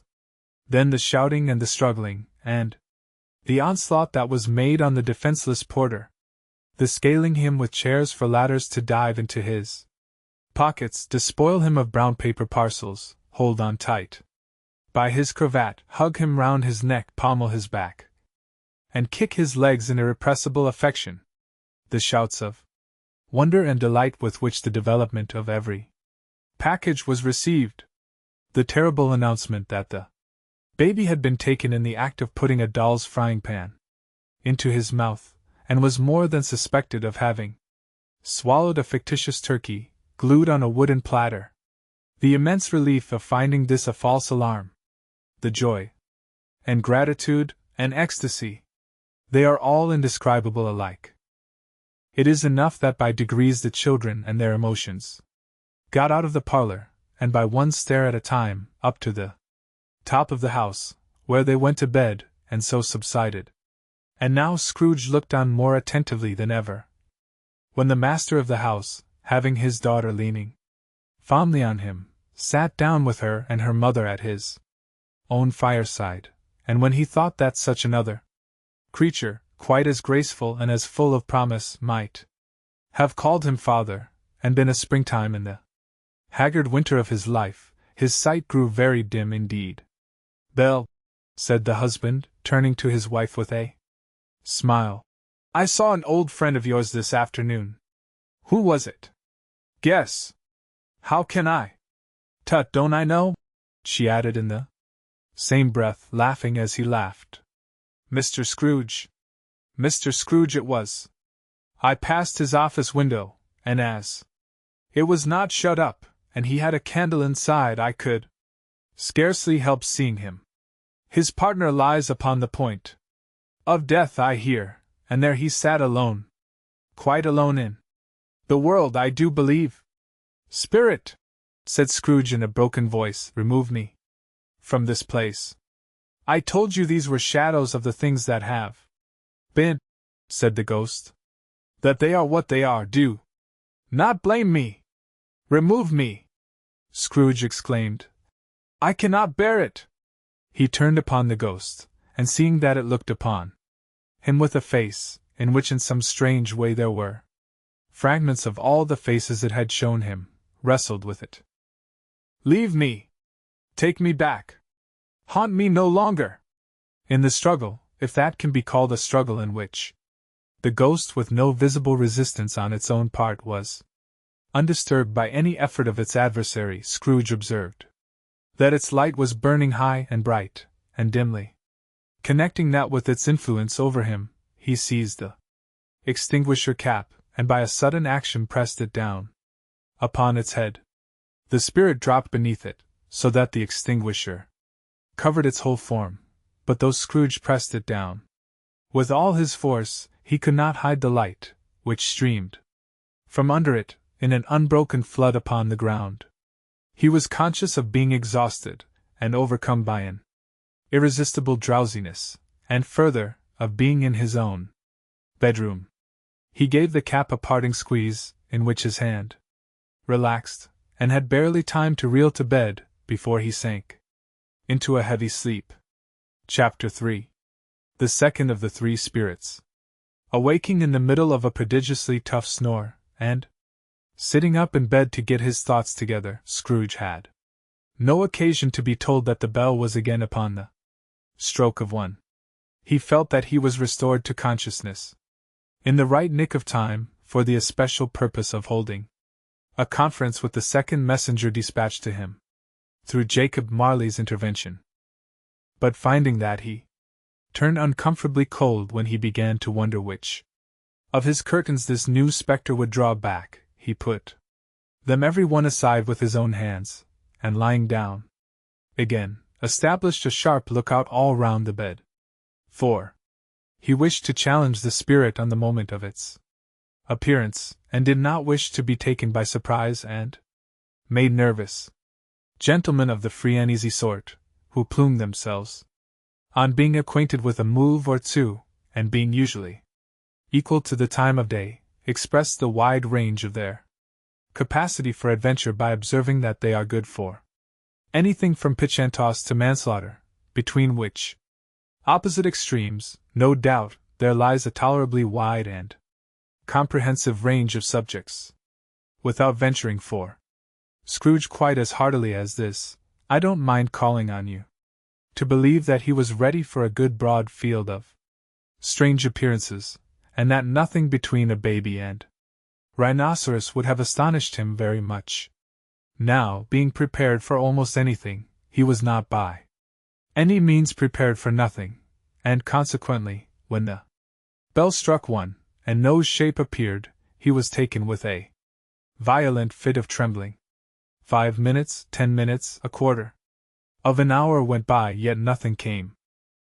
All this time, he lay upon his bed, the very core and center of a blaze of ruddy light, which streamed upon it when the clock proclaimed the hour, and which, being only light, was more alarming than a dozen ghosts, as he was powerless to make out what it meant, or would be at, and was sometimes apprehensive that he might be at that very moment an interesting case of spontaneous combustion, without having the consolation of knowing it. At last, however, he began to think as you or I would have thought at first, for it is always the person not in the predicament who knows what ought to have been done in it, and would unquestionably have done it too at last. I say, he began to think that the source and secret of this ghostly light might be in the adjoining room, from whence, on further tracing it, it seemed to shine. This idea taking full possession of his mind, he got up softly and shuffled in his slippers to the door. The moment Scrooge's hand was on the lock, a strange voice called him by his name, and bade him enter. He obeyed. It was his own room. There was no doubt about that. But it had undergone a surprising transformation. The walls and ceiling were so hung with living green that it looked a perfect grove, from every part of which bright gleaming berries glistened. The crisp leaves of holly, mistletoe, and ivy reflected back the light, as if so many little mirrors had been scattered there, and such a mighty blaze went roaring up the chimney, as that dull petrification of a hearth had never known in Scrooge's time, or Marley's, or for many a winter season gone. Heaped up on the floor to form a kind of throne, were turkeys, geese, game, poultry, brawn, great joints of meat, sucking pigs, long wreaths of sausages, mince pies, plum puddings, barrels of oysters, red-hot chestnuts, cherry-cheeked apples, juicy oranges, luscious pears, immense twelfth cakes, and seething bowls of punch, that made the chamber dim with their delicious steam. In easy state upon this couch, there sat a jolly giant, glorious to see, who bore a glowing torch, in shape not unlike Plenty's horn, and held it up, high up, to shed its light on Scrooge, as he came peeping round the door. "Come in!" exclaimed the ghost. "Come in! And know me better, man!" Scrooge entered timidly, and hung his head before this spirit. He was not the dogged Scrooge he had been, and, though the spirit's eyes were clear and kind, he did not like to meet them. "I am the ghost of Christmas Present," said the spirit. "Look upon me!" Scrooge reverently did so. It was clothed in one simple green robe, or mantle, bordered with white fur. This garment hung so loosely on the figure that its capacious breast was bare, as if disdaining to be warded or concealed by any artifice. Its feet, observable beneath the ample folds of the garment, were also bare, and on its head it wore no other covering than a holly wreath, set here and there with shining icicles. Its dark brown curls were long and free as its genial face, its sparkling eye, its open hand, its cheery voice, its unconstrained demeanor, and its joyful air. Girded round its middle was an antique scabbard, but no sword was in it, and the ancient sheath was eaten up with rust. "You have never seen the like of me before!" exclaimed the spirit. "Never," Scrooge made answer to it. "Have never walked forth with the younger members of my family, meaning, for I am very young, my elder brothers. Born in these later years?" pursued the phantom. "I don't think I have," said Scrooge. "I am afraid I have not. Have you had many brothers, spirit?" "More than 1800, said the ghost. "A tremendous family to provide for," muttered Scrooge. The ghost of Christmas Present rose. "Spirit," said Scrooge submissively, "conduct me where you will. I went forth last night on compulsion, and I learnt a lesson which is working now. Tonight, if you have aught to teach me, let me profit by it. Touch my robe." Scrooge did as he was told, and held it fast. Holly, mistletoe, red berries, ivy, turkeys, geese, game, poultry, brawn, meat, pigs, sausages, oysters, pies, puddings, fruit, and punch, all vanished instantly.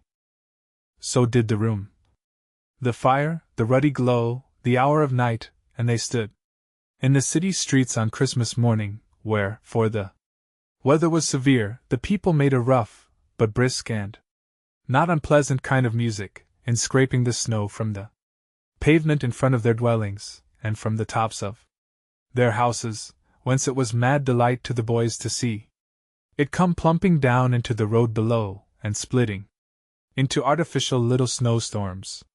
The house fronts looked black enough, and the windows blacker, contrasting with the smooth white sheet of snow upon the roofs, and with the dirtier snow upon the ground, which last deposit had been ploughed up in deep furrows by the heavy wheels of carts and wagons, furrows that crossed and recrossed each other hundreds of times where the great streets branched off, and made intricate channels, hard to trace, in the thick yellow mud and icy water. The sky was gloomy, and the shortest streets were choked up with a dingy mist, half thawed, half frozen, whose heavier particles descended in a shower of sooty atoms, as if all the chimneys in Great Britain had, by one consent, caught fire, and were blazing away to their dear hearts' content. There was nothing very cheerful in the climate or the town, and yet was there an air of cheerfulness abroad that the clearest summer air and brightest summer sun might have endeavored to diffuse in vain. For the people who were shoveling away on the housetops were jovial and full of glee, calling out to one another from the parapets, and now and then exchanging a facetious snowball better-natured missile far than many a wordy jest, laughing heartily if it went right and not less heartily if it went wrong. The poulterers' shops were still half open, and the fruiters were radiant in their glory. There were great, round, pot-bellied baskets of chestnuts, shaped like the waistcoats of jolly old gentlemen, lolling at the doors, and tumbling out into the street in their apoplectic opulence.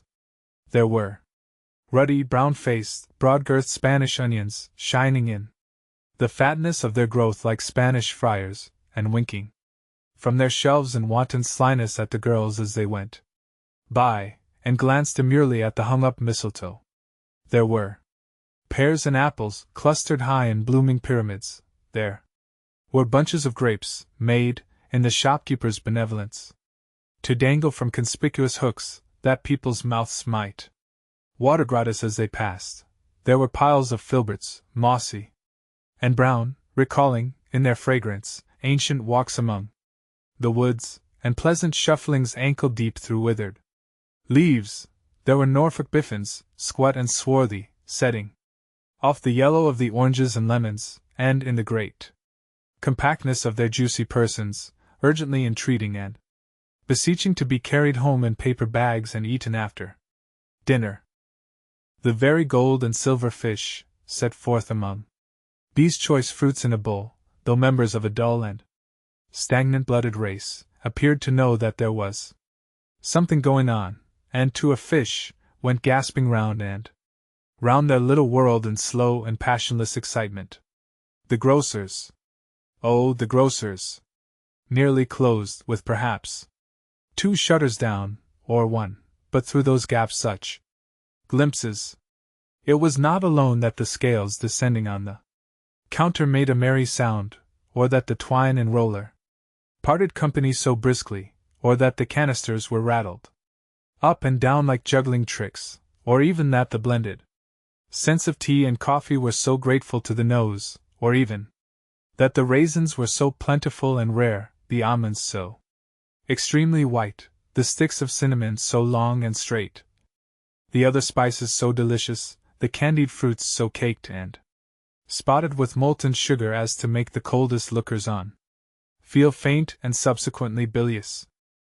Nor was it that the figs were moist and pulpy, or that the French plums blushed in modest tartness from their highly decorated boxes, or that everything was good to eat and in its Christmas dress, but the customers were all so hurried and so eager in the hopeful promise of the day, that they tumbled up against each other at the door, crashing their wicker baskets wildly, and left their purchases upon the counter, and came running back to fetch them, and committed hundreds of the like mistakes, in the best humor possible, while the grocer and his people were so frank and fresh that the polished hearts with which they fastened their aprons behind might have been their own, worn outside for general inspection, and for Christmas daws to peck at if they chose.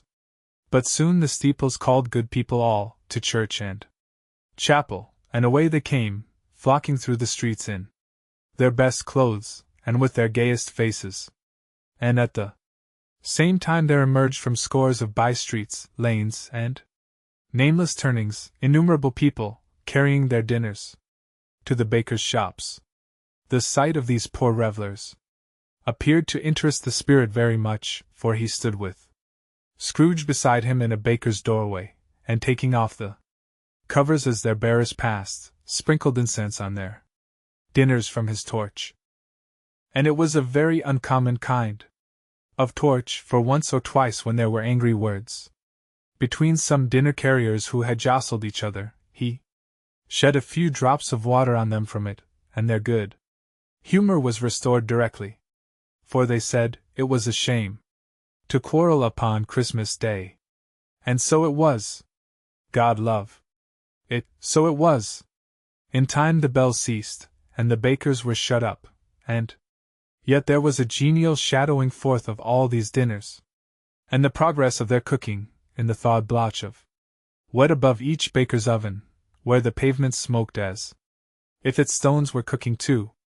Is there a peculiar flavor in what you sprinkle from your torch? Asked Scrooge. There is. My own. Would it apply to any kind of dinner on this day? Asked Scrooge. To any kindly given. To a poor one most. Why to a poor one most? Asked Scrooge. Because it needs it most. Spirit, said Scrooge, after a moment's thought, I wonder. You, of all the beings in the many worlds about us, should desire to cramp these people's opportunities of innocent enjoyment. Aye, cried the Spirit. You would deprive them of their means of dining every seventh day, often the only day on which they can be said to dine at all, said Scrooge. Wouldn't you? Aye, cried the Spirit. You seek to close these places on the seventh day? Said Scrooge. And it comes to the same thing. I seek, exclaimed the Spirit. Forgive me if I am wrong. It has been done in your name, or at least in that of your family, said Scrooge.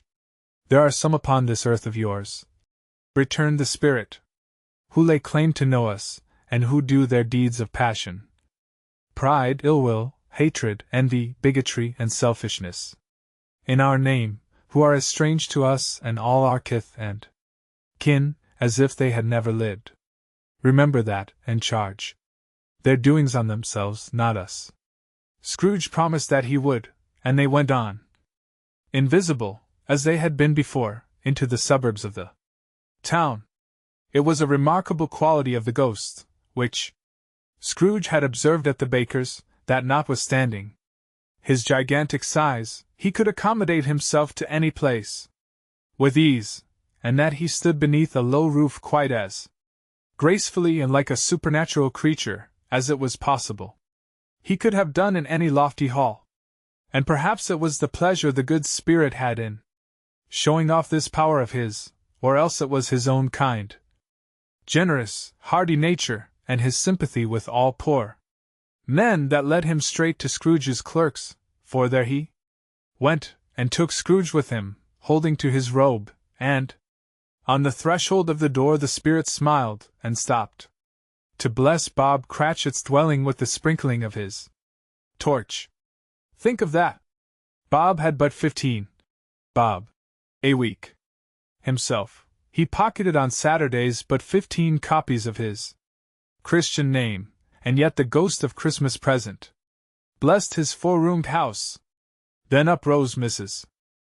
Cratchit's wife, dressed out but poorly in a twice-turned gown, but brave in ribbons which are cheap and make a goodly show for sixpence, and she laid the cloth, assisted by Belinda Cratchit, second of her daughters, also brave in ribbons, while Master Peter Cratchit plunged a fork into the saucepan of potatoes, and, getting the corners of his monstrous shirt collar, Bob's private property, conferred upon his son and heir in honor of the day, into his mouth, rejoiced to find himself so gallantly attired, and yearned to show his linen in the fashionable parks. And now 2 smaller Cratchits, boy and girl, came tearing in, screaming that outside the baker's they had smelt the goose, and known it for their own, and basking in luxurious thoughts of sage and onion, these young Cratchits danced about the table, and exalted Master Peter Cratchit to the skies, while he, not proud, although his collars nearly choked him, blew the fire, until the slow potatoes, bubbling up, knocked loudly at the saucepan lid to be let out and peeled. "What has ever got your precious father, then?" said Mrs. Cratchit. "And your brother, Tiny Tim, and Martha, weren't as late last Christmas Day by half an hour?" "Here's Martha, mother," said a girl, appearing as she spoke. "Here's Martha, mother," cried the 2 young Cratchits. "Hurrah! There's such a goose, Martha!" "Why, bless your heart alive, my dear, how late you are!" said Mrs. Cratchit, kissing her a dozen times, and taking off her shawl and bonnet for her with officious zeal. "We'd a deal of work to finish up last night," replied the girl, "and had to clear away this morning, mother." "Well, never mind so long as you are come," said Mrs. Cratchit. "Sit ye down before the fire, my dear, and have a warm, Lord bless ye!" "No, no!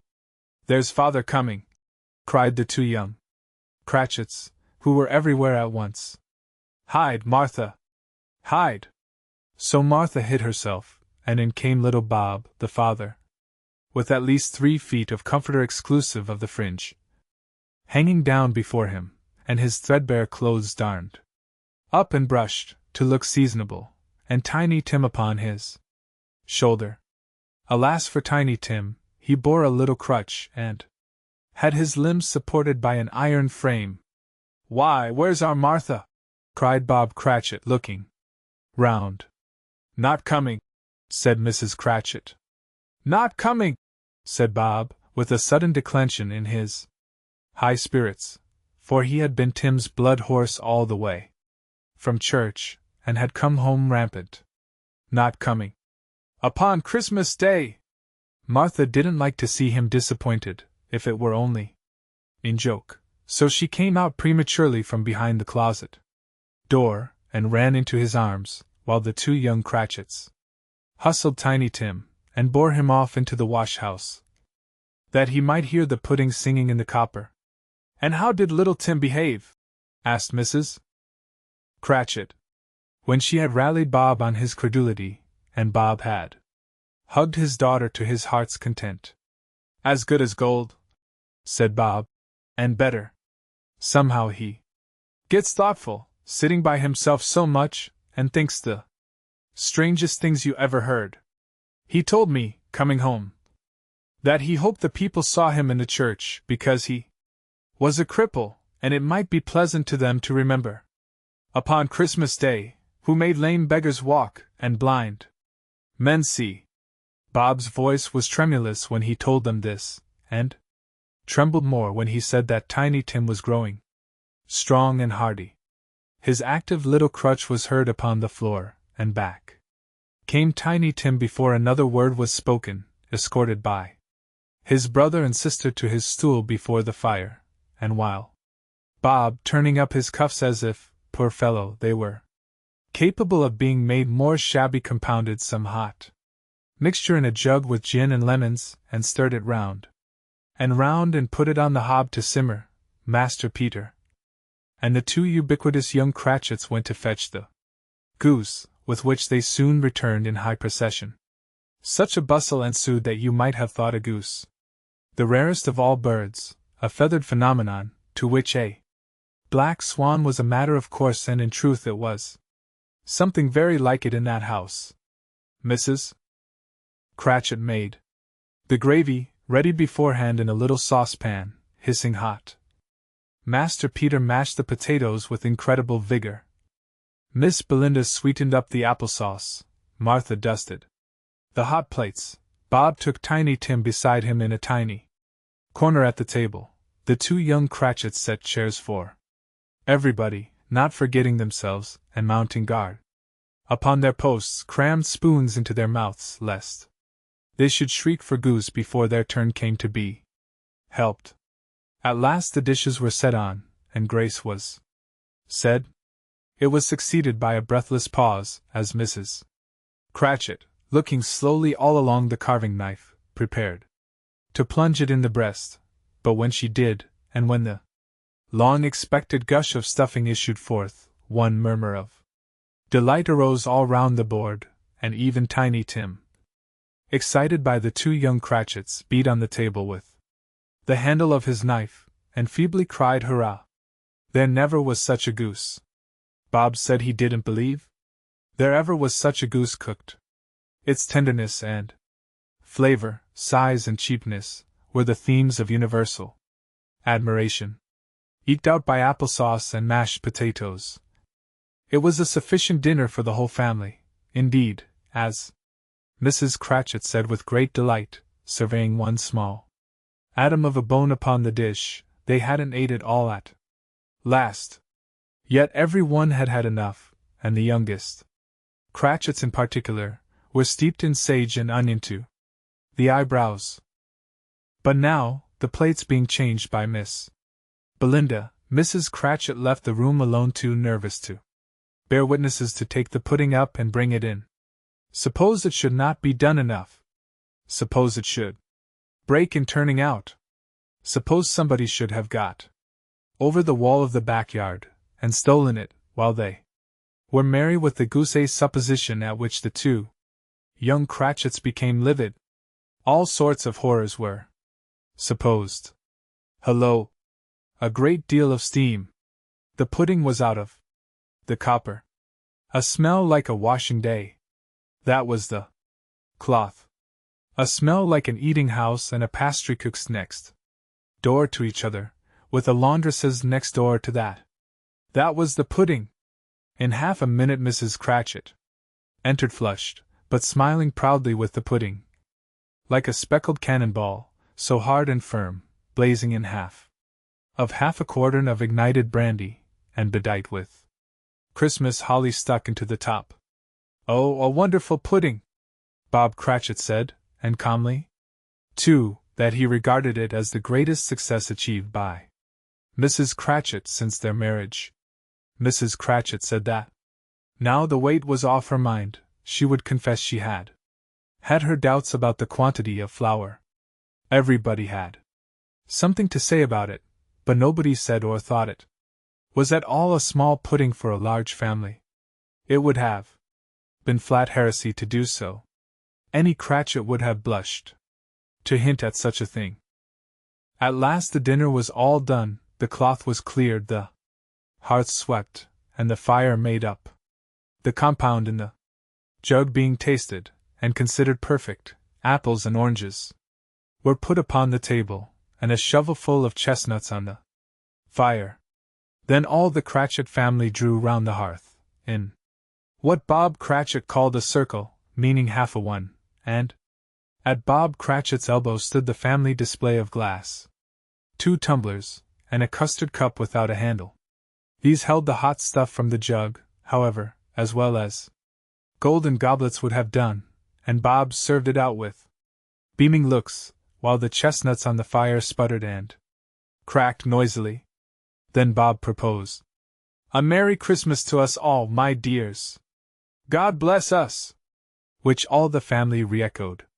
"God bless us, every one!" said Tiny Tim, the last of all. He sat very close to his father's side upon his little stool. Bob held his withered little hand in his, as if he loved the child, and wished to keep him by his side, and dreaded that he might be taken from him. "Spirit," said Scrooge, with an interest he had never felt before. Tell me if Tiny Tim will live.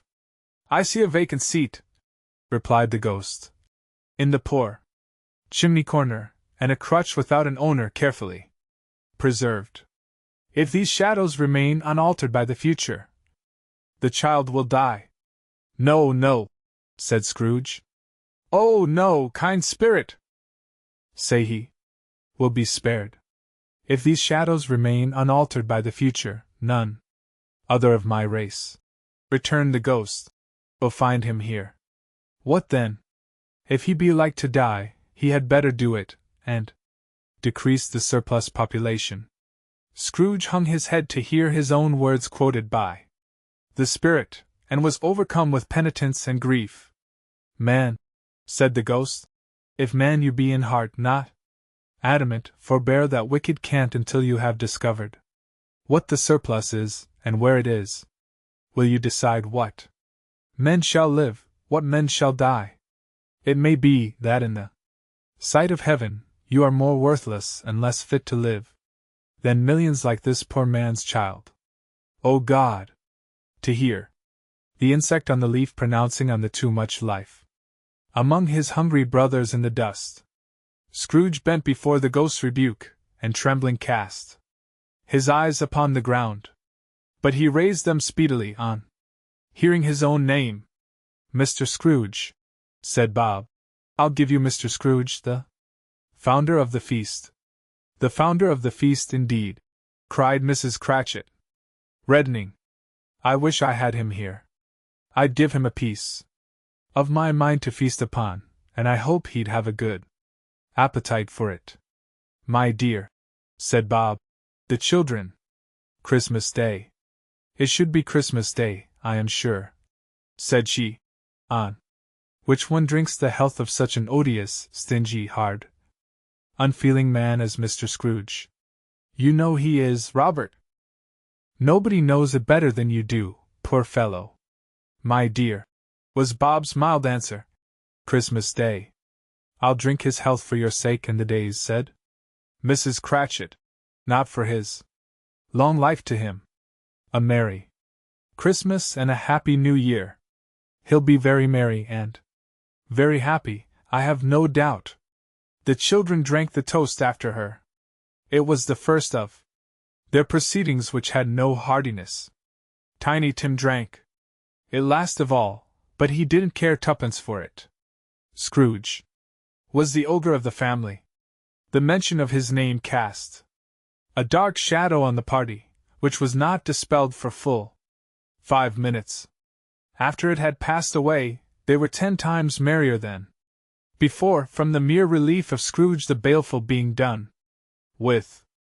Bob Cratchit told them how he had a situation in his eye for Master Peter, which would bring in, if obtained, full 5 and 6 weekly. The 2 young Cratchits laughed tremendously at the idea of Peter's being a man of business, and Peter himself looked thoughtfully at the fire from between his collars, as if he were deliberating what particular investments he should favor when he came into the receipt of that bewildering income. Martha, who was a poor apprentice at a milliner's, then told them what kind of work she had to do, and how many hours she worked at a stretch, and how she meant to lie abed tomorrow morning for a good long rest, tomorrow being a holiday she passed at home. Also how she had seen a countess and a lord some days before, and how the lord was much about as tall as Peter, at which Peter pulled up his collar so high that you couldn't have seen his head if you had been there. All this time the chestnuts and the jug went round and round, and by they had a song about a lost child traveling in the snow, from Tiny Tim, who had a plaintive little voice, and sang it very well indeed. There was nothing of high mark in this. They were not a handsome family, they were not well dressed, their shoes were far from being waterproof, their clothes were scanty, and Peter might have known, and very likely did, the inside of a pawnbroker's. But they were happy, grateful, pleased with one another, and contented with the time, and when they faded, and looked happier yet in the bright sprinklings Of the spirit's torch at parting, Scrooge had his eye upon them, and especially on Tiny Tim, until the last. By this time it was getting dark, and snowing pretty heavily, and as Scrooge and the spirit went along the streets, the brightness of the roaring fires in kitchens, parlors, and all sorts of rooms was wonderful. Here, the flickering of the blaze showed preparations for a cozy dinner, with hot plates baking through and through before the fire, and deep red curtains ready to be drawn to shut out cold and darkness. There all the children of the house were running out into the snow to meet their married sisters, brothers, cousins, uncles, aunts, and be the first to greet them. Here, again, were shadows on the window blind of guests assembling, and there a group of handsome girls, all hooded and fur-booted, and all chattering at once, tripped lightly off to some near neighbor's house, where, woe upon the single man who saw them enter, artful witches. Well, they knew it in a glow. But if you had judged from the numbers of people on their way to friendly gatherings, you might have thought that no one was at home to give them welcome when they got there, instead of every house expecting company, and piling up its fires half chimney high. Blessings on it, how the ghost exulted! How it bared its breadth of breast, and opened its capacious palm, and floated on, outpouring, with a generous hand, its bright and harmless mirth on everything within its reach. The very lamplighter, who ran on before, dotting the dusky street with specks of light, and who was dressed to spend the evening somewhere, laughed out loudly as the spirit passed, though little kenned the lamplighter that he had any company but Christmas.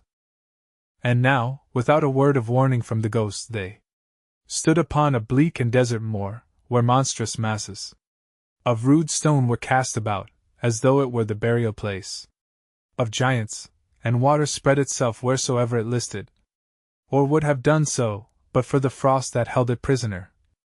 And nothing grew but moss and furze, and coarse rank grass. Down in the west the setting sun had left a streak of fiery red, which glared upon the desolation for an instant, like a sullen eye, and frowning lower, lower, lower yet, was lost in the thick gloom of darkest night. "What place is this?" asked Scrooge. "A place where miners live, who labor in the bowels of the earth," returned the spirit. "But they know me. See!" A light shone from the window of a hut, and swiftly they advanced towards it. Passing through the wall of mud and stone, they found a cheerful company assembled round a glowing fire. An old man and woman with their children and their children's children, and another generation beyond that, all decked out gaily in their holiday attire. The old man, in a voice that seldom rose above the howling of the wind upon the barren waste, was singing them a Christmas song. It had been a very old song when he was a boy, and from time to time they all joined in the chorus. So surely as they raised their voices, the old man got quite blithe and loud, and so surely as they stopped, his vigor sank again. The spirit did not tarry here, but bade Scrooge hold his robe, and passing on above the moor, sped whither? Not to sea? To sea. To Scrooge's horror, looking back, he saw the last of the land, a frightful range of rocks behind them, and his ears were deafened by the thundering of water, as it rolled and roared, and raged among the dreadful caverns it had worn, and fiercely tried to undermine the earth, built upon a dismal reef of sunken rocks, some league or so from shore, on which the waters chafed and dashed. The wild year through, there stood a solitary lighthouse. Great heaps of seaweed clung to its base, and storm birds, born of the wind one might suppose, as seaweed of the water rose and fell about it, like the waves they skimmed. But even here, two men who watched the light had made a fire that through the loophole in the thick stone wall shed out a ray of brightness on the awful sea. Joining their horny hands over the rough table at which they sat, they wished each other Merry Christmas in their kin of grog, and one of them, the elder too, with his face all damaged and scarred with hard weather, as the figurehead of an old ship. Might be, struck up a sturdy song that was like a gale in itself. Again the ghost sped on, above the black and heaving sea. On until, being far away, as he told Scrooge, from any shore, they lighted on a ship. They stood beside the helmsman. At the wheel, the lookout in the bow, the officers who had the watch, dark, ghostly figures in their several stations.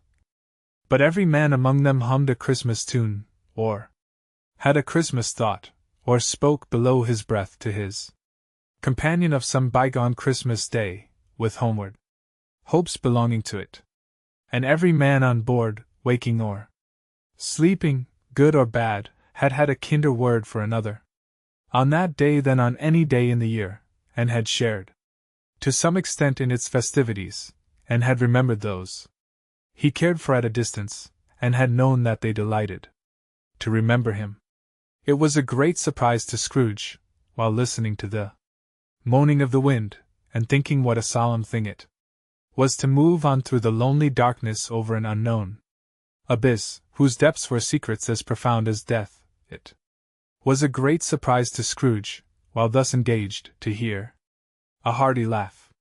It was a much greater surprise to Scrooge to recognize it as his own nephew's, and to find himself in a bright, dry, gleaming room, with the Spirit standing smiling by his side, and looking at that same nephew with approving affability. "Ha ha!" laughed Scrooge's nephew. "Ha ha ha! If you should happen, by any unlikely chance, to know a man more blessed in a laugh than Scrooge's nephew, all I can say is, I should like to know him too. Introduce him to me, and I'll cultivate his acquaintance. It is a fair, even-handed, noble adjustment of things, that, while there is infection in disease and sorrow, there is nothing in the world so irresistibly contagious as laughter and good humor." When Scrooge's nephew laughed in this way, holding his sides, rolling his head, and twisting his face into the most extravagant contortions, Scrooge's niece, by marriage, laughed as heartily as he, and their assembled friends, being not a bit behindhand, roared out lustily, "Ha ha! Ha ha ha ha! He said that Christmas was a humbug, as I live!" cried Scrooge's nephew. "He believed it too." "More shame for him, Fred!" said Scrooge's niece indignantly. "Bless those women, they never do anything by halves. They are always in earnest." She was very pretty, exceedingly pretty, with a dimpled, surprised-looking, capital face, a ripe little mouth that seemed made to be kissed, as no doubt it was, all kinds of good little dots about her chin that melted into one another when she laughed, and the sunniest pair of eyes you ever saw in any little creature's head. Altogether she was what you would have called provoking, you know, but satisfactory too. Oh, perfectly satisfactory. "He's a comical old fellow," said Scrooge's nephew. "That's the truth, and not so pleasant as he might be. However, his offenses carry their own punishment, and I have nothing to say against him." "I'm sure he is very rich, Fred," hinted Scrooge's niece. "At least you always tell me so." "What of that, my dear?" said Scrooge's nephew. "His wealth is of no use to him. He don't do any good with it. He don't make himself comfortable with it. He hasn't the satisfaction of thinking that he is ever going to benefit us with it. I have no patience with him," observed Scrooge's niece. Scrooge's niece's sisters, and all the other ladies, expressed the same opinion. "Oh, I have," said Scrooge's nephew. "I am sorry for him. I couldn't be angry with him if I tried. Who suffers by his ill whims? Himself, always. Here, he takes it into his head to dislike us, and he won't come and dine with us. What's the consequence? He don't lose much of a dinner." "Indeed, I think he loses a very good dinner," interrupted Scrooge's niece. Everybody else said the same, and they must be allowed to have been competent judges, because they had just had dinner, and with the dessert upon the table, were clustered round the fire, by lamplight. "Well, I'm very glad to hear it," said Scrooge's nephew, "because I haven't great faith in these young housekeepers. What do you say, Topper?" Topper had clearly got his eye upon one of Scrooge's nieces. Sisters, for he answered that a bachelor was a wretched outcast, who had no right to express an opinion on the subject. Whereat Scrooge's niece's sister, the plump one with the lace tucker, not the one with the roses, blushed. "Do go on, Fred," said Scrooge's niece, clapping her hands. "He never finishes what he begins to say. He is such a ridiculous fellow." Scrooge's nephew revelled in another laugh, and as it was impossible to keep the infection off, though the plump sister tried hard to do it with aromatic vinegar, his example was unanimously followed. "I was only going to say," said Scrooge's nephew, "that the consequence of his taking a dislike to us, and not making merry with us, is, as I think, that he loses some pleasant moments, which could do him no harm. I am sure he loses pleasanter companions than he can find in his own thoughts, either in his mouldy old office, or his dusty chambers. I mean to give him the same chance every year, whether he likes it or not, for I pity him. He may rail at Christmas till he dies, but he can't help thinking better of it. I defy him if he finds me going there, in good temper, year after year, and saying, 'Uncle Scrooge, how are you?' If it only puts him in the vein to leave his poor clerk £50, that's something, and I think I shook him yesterday." It was their turn to laugh now at the notion of his shaking Scrooge. But being thoroughly good-natured, and not much caring what they laughed at, so that they laughed at any rate, he encouraged them in their merriment, and passed the bottle joyously. After tea, they had some music, for they were a musical family, and knew what they were about when they sung a glee or catch. I can assure you, especially Topper, who could growl away in the bass like a good one, and never swell the large veins in his forehead, or get red in the face over it. Scrooge's niece played well upon the harp, and played among other tunes a simple little air, a mere nothing. You might learn to whistle it in 2 minutes, which had been familiar to the child who fetched Scrooge from the boarding school, as he had been reminded by the ghost of Christmas past. When this strain of music sounded, all the things that ghost had shown him came upon his mind. He softened more and more, and thought that if he could have listened to it often, years ago, he might have cultivated the kindnesses of life for his own happiness with his own hands, without resorting to the sexton's spade that buried Jacob Marley. But they didn't devote the whole evening to music. After a while they played at forfeits, for it is good to be children sometimes, and never better than at Christmas, when its mighty founder was a child himself. Stop! There was first a game at blind man's buff. Of course there was. And I no more believe Topper was really blind than I believe he had eyes in his boots. My opinion is that it was a done thing between him and Scrooge's nephew, and that the ghost of Christmas present knew it. The way he went after that plump sister in the lace tucker was an outrage on the credulity of human nature. Knocking down the fire irons, tumbling over the chairs, bumping against the piano, smothering himself among the curtains, wherever she went, there went he. He always knew where the plump sister was. He wouldn't catch anybody else.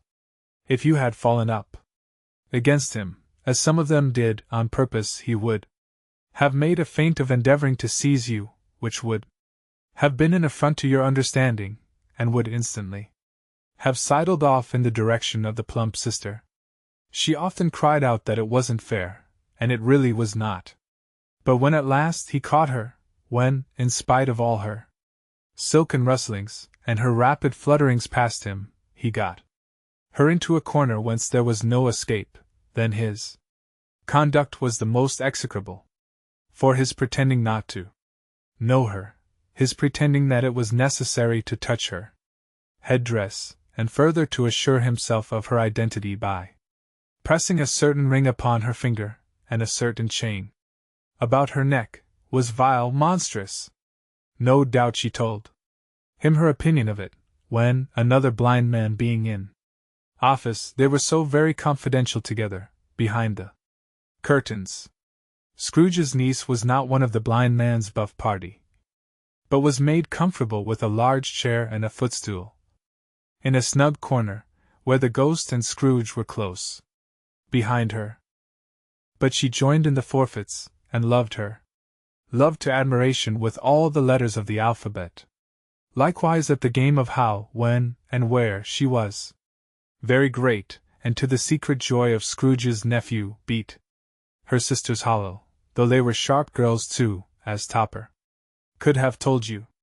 There might have been 20 people there, young and old, but they all played, and so did Scrooge, for, wholly forgetting in the interest he had in what was going on, that his voice made no sound in their ears, he sometimes came out with his guess quite loud, and very often guessed quite right, too. For the sharpest needle, best Whitechapel, warranted not to cut in the eye, was not sharper than Scrooge, blunt as he took it in his head to be. The ghost was greatly pleased to find him in this mood, and looked upon him with such favor, that he begged like a boy to be allowed to stay until the guests departed. But this the spirit said could not be done. Here is a new game, said Scrooge. 1/2 hour. Spirit, only one. It was a game called Yes and No, where Scrooge's nephew had to think of something, and the rest must find out what. He only answering to their questions yes or no, as the case was. The brisk fire of questioning to which he was exposed elicited from him that he was thinking of an animal, a live animal, rather a disagreeable animal, a savage animal, an animal that growled and grunted sometimes, and talked sometimes, and lived in London, and walked about the streets, and wasn't made a show of, and wasn't led by anybody, and didn't live in a menagerie, and was never killed in a market, and was not a horse, or an ass, or a cow, or a bull, or a tiger, or a dog, or a pig, or a cat, or a bear. At every fresh question that was put to him, this nephew burst into a fresh roar of laughter, and was so inexpressibly tickled that he was obliged to get up off the sofa and stamp. At last, the plump sister, falling into a similar state, cried out, "I have found it out! I know what it is, Fred! I know what it is!" "What is it?" cried Fred. "It's your Uncle Scrooge!" Which it certainly was. Admiration was the universal sentiment, though some objected that the reply to "Is it a bear?" ought to have been "Yes," inasmuch as an answer in the negative was sufficient to have diverted their thoughts from Mr. Scrooge, supposing they had ever had any tendency that way. "He has given us plenty of merriment, I am sure," said Fred, "and it would be ungrateful not to drink his health. Here is a glass of mulled wine ready to our hand at the moment, and I say, Uncle Scrooge!" "Well, Uncle Scrooge!" they cried. "A Merry Christmas and a Happy New Year to the old man, whatever he is," said Scrooge's nephew. "He wouldn't take it from me, but may he have it, nevertheless. Uncle Scrooge!" Uncle Scrooge had imperceptibly become so gay and light of heart that he would have pledged the unconscious company in return, and thanked them in an inaudible speech, if the ghost had given him time. But the whole scene passed off in the breath of the last words spoken by his nephew, and he and the spirit were again upon their travels. Much they saw, and far they went, and many homes they visited, but always with a happy end. The spirit stood beside sick beds, and they were cheerful, on foreign lands, and they were close at home, by struggling men, and they were patient in their greater hope, by poverty, and it was rich. In almshouse, hospital, and jail, and misery's every refuge, where vain man in his little brief authority had not made fast the door, and barred the spirit out, he left his blessing, and taught Scrooge his precepts. It was a long night, if it were only a night, but Scrooge had his doubts of this, because the Christmas holidays appeared to be condensed into the space of time they passed together. It was strange, too, that while Scrooge remained unaltered in his outward form, the ghost grew older, clearly older. Scrooge had observed this change, but never spoke of it until they left a children's 12th night party, when, looking at the spirit as they stood together in an open place, he noticed that its hair was gray. "Are spirits' lives so short?" asked Scrooge.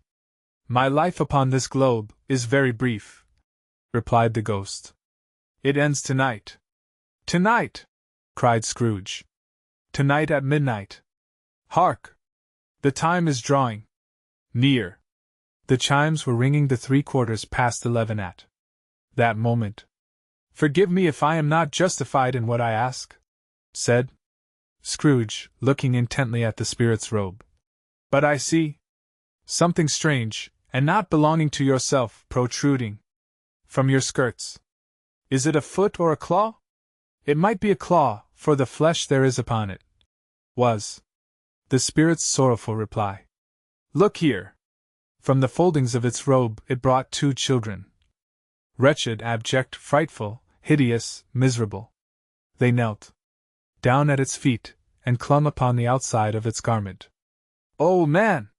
Look here! Look down here!" exclaimed the ghost. They were a boy and girl.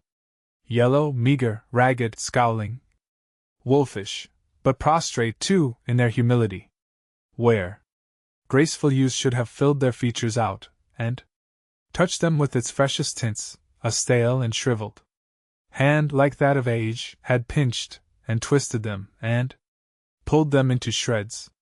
Where angels might have sat enthroned, devils lurked, and glared out menacing. No change, no degradation, no perversion of humanity, in any grade, through all the mysteries of wonderful creation, has monsters half so horrible and dread. Scrooge started back, appalled. Having them shown to him in this way, he tried to say they were fine children, but the words choked themselves, rather than be parties to a lie of such enormous magnitude. "Spirit! Are they yours?" Scrooge could say no more. "They are man's," said the spirit, looking down upon them. "And they cling to me, appealing from their fathers. This boy is ignorance. This girl is want. Beware them both, and all of their degree, but most of all beware this boy, for on his brow I see that written which is doom, unless the writing be erased." "Deny it!" cried the spirit, stretching out its hand towards the city. "Slander those who tell it ye. Admit it for your factious purposes, and make it worse. And bide the end. Have they no refuge or resource?" cried Scrooge. "Are there no prisons?" said the spirit, turning on him for the last time with his own words. "Are there no workhouses?" The bell struck 12. Scrooge looked about him for the ghost, and saw it not. As the last stroke ceased to vibrate, he remembered the prediction of old Jacob Marley, and lifting up his eyes, beheld a solemn phantom, draped and hooded, coming, like a mist along the ground, towards him. Chapter 4. The Last of the Spirits. The phantom slowly, gravely, silently approached. When it came near him, Scrooge bent down upon his knee, for in the very air through which this spirit moved it seemed to scatter gloom and mystery. It was shrouded in a deep black garment, which concealed its head, its face, its form, and left nothing of it visible, save one outstretched hand. But for this it would have been difficult to detach its figure from the night, and separate it from the darkness by which it was surrounded. He felt that it was tall and stately when it came beside him, and that its mysterious presence filled him with a solemn dread. He knew no more, for the spirit neither spoke nor moved. "I am in the presence of the ghost of Christmas yet to come," said Scrooge. The spirit answered not, but pointed onward with its hand. "You are about to show me shadows of the things that have not happened, but will happen in the time before us," Scrooge pursued. "Is that so, spirit?" The upper portion of the garment was contracted for an instant in its folds, as if the spirit had inclined its head. That was the only answer he received. Although well used to ghostly company by this time, Scrooge feared the silent shape so much that his legs trembled beneath him, and he found that he could hardly stand when he prepared to follow it. The spirit paused a moment, as observing his condition and giving him time to recover. But Scrooge was all the worse for this. It thrilled him, with a vague, uncertain horror, to know that behind the dusky shroud there were ghostly eyes intently fixed upon him, while he, though he stretched his own to the utmost, could see nothing but a spectral hand and one great heap of black. "Ghost of the future!" he exclaimed. "I fear you more than any spectre I have seen. But as I know your purpose is to do me good, and as I hope to live to be another man from what I was, I am prepared to bear you company, and do it with a thankful heart. Will you not speak to me?" It gave him no reply. The hand was pointed straight before them. "Lead on," said Scrooge. "Lead on. The night is waning fast, and it is precious time to me, I know. Lead on, spirit!" The phantom moved away as it had come towards him. Scrooge followed in the shadow of its dress, which bore him up, he thought, and carried him along. They scarcely seemed to enter the city, for the city rather seemed to spring up about them, and encompass them of its own act. But there they were, in the heart of it, on 'change, amongst the merchants, who hurried up and down, and chinked the money in their pockets, and conversed in groups, and looked at their watches, and trifled thoughtfully with their great gold seals, and so forth, as Scrooge had seen them often. The spirit stopped beside one little knot of business men. Observing that the hand was pointed to them, Scrooge advanced to listen to their talk. "No," said a great fat man with a monstrous chin, "I don't know much about it either way. I only know he's dead." "When did he die?" inquired another. "Last night, I believe." "Why, what was the matter with him?" asked a third, taking a vast quantity of snuff out of a very large snuff-box. "I thought he'd never die." "God knows," said the first, with a yawn. "What has he done with his money?" asked a red-faced gentleman with a pendulous excrescence on the end of his nose that shook like the gills of a turkey-cock. "I haven't heard," said the man with the large chin, yawning again. "Left it to his company, perhaps." "He hasn't left it to me. That's all I know." This pleasantry was received with a general laugh. "It's likely to be a very cheap funeral," said the same speaker, "for upon my life I don't know of anybody to go to it. Suppose we make up a party and volunteer?" "I don't mind going if a lunch is provided," observed the gentleman with the excrescence on his nose. "But I must be fed if I make one." Another laugh. "Well, I am the most disinterested among you, after all," said the first speaker, "for I never wear black gloves, and I never eat lunch. But I'll offer to go, if anybody else will. When I come to think of it, I'm not at all sure that I wasn't his most particular friend, for we used to stop and speak whenever we met. Bye. Speakers and listeners strolled away, and mixed with other groups. Scrooge knew the men, and looked towards the spirit for an explanation. The phantom glided on into a street. Its finger pointed to two persons meeting. Scrooge listened again, thinking that the explanation might lie here. He knew these men, also, perfectly. They were men of business, very wealthy, and of great importance. He had made a point, always of standing well in their esteem, in a business point of view, that is, strictly in a business point of view. "How are you?" said one. "How are you?" returned the other. "Well," said the first. "Old Scratch has got his own at last, hey?" "So I am told," returned the second. "Cold, isn't it? Seasonable for Christmas time. You're not a skater, I suppose?" "No. No. Something else to think of." "Good morning." Not another word. That was their meeting, their conversation, and their parting.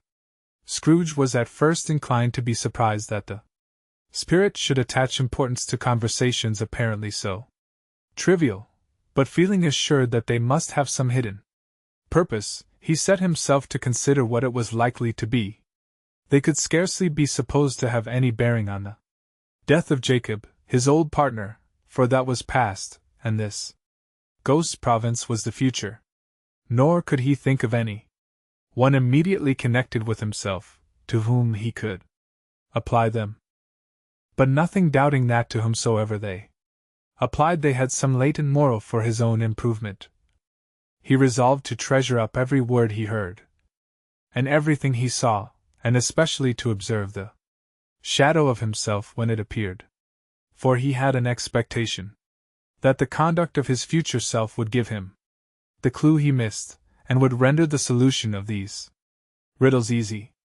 He looked about in that very place for his own image, but another man stood in his accustomed corner, and though the clock pointed to his usual time of day for being there, he saw no likeness of himself among the multitudes that poured in through the porch.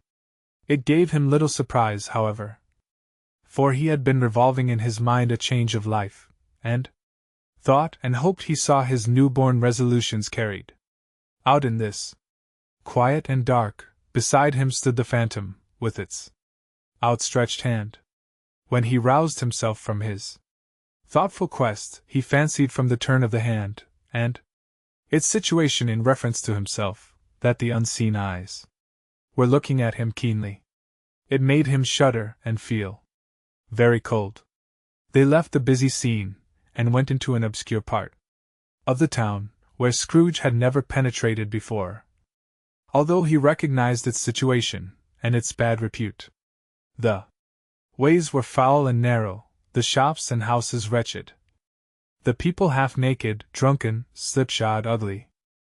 Alleys and archways, like so many cesspools, disgorged their offences of smell and dirt and life upon the straggling streets, and the whole quarter reeked with crime, with filth and misery. Far in this den of infamous resort, there was a low-browed, beetling shop, below a penthouse roof, where iron, old rags, bottles, bones, and greasy offal were bought. Upon the floor within were piled up heaps of rusty keys, nails, chains, hinges, files, scales, weights, and refuse iron of all kinds.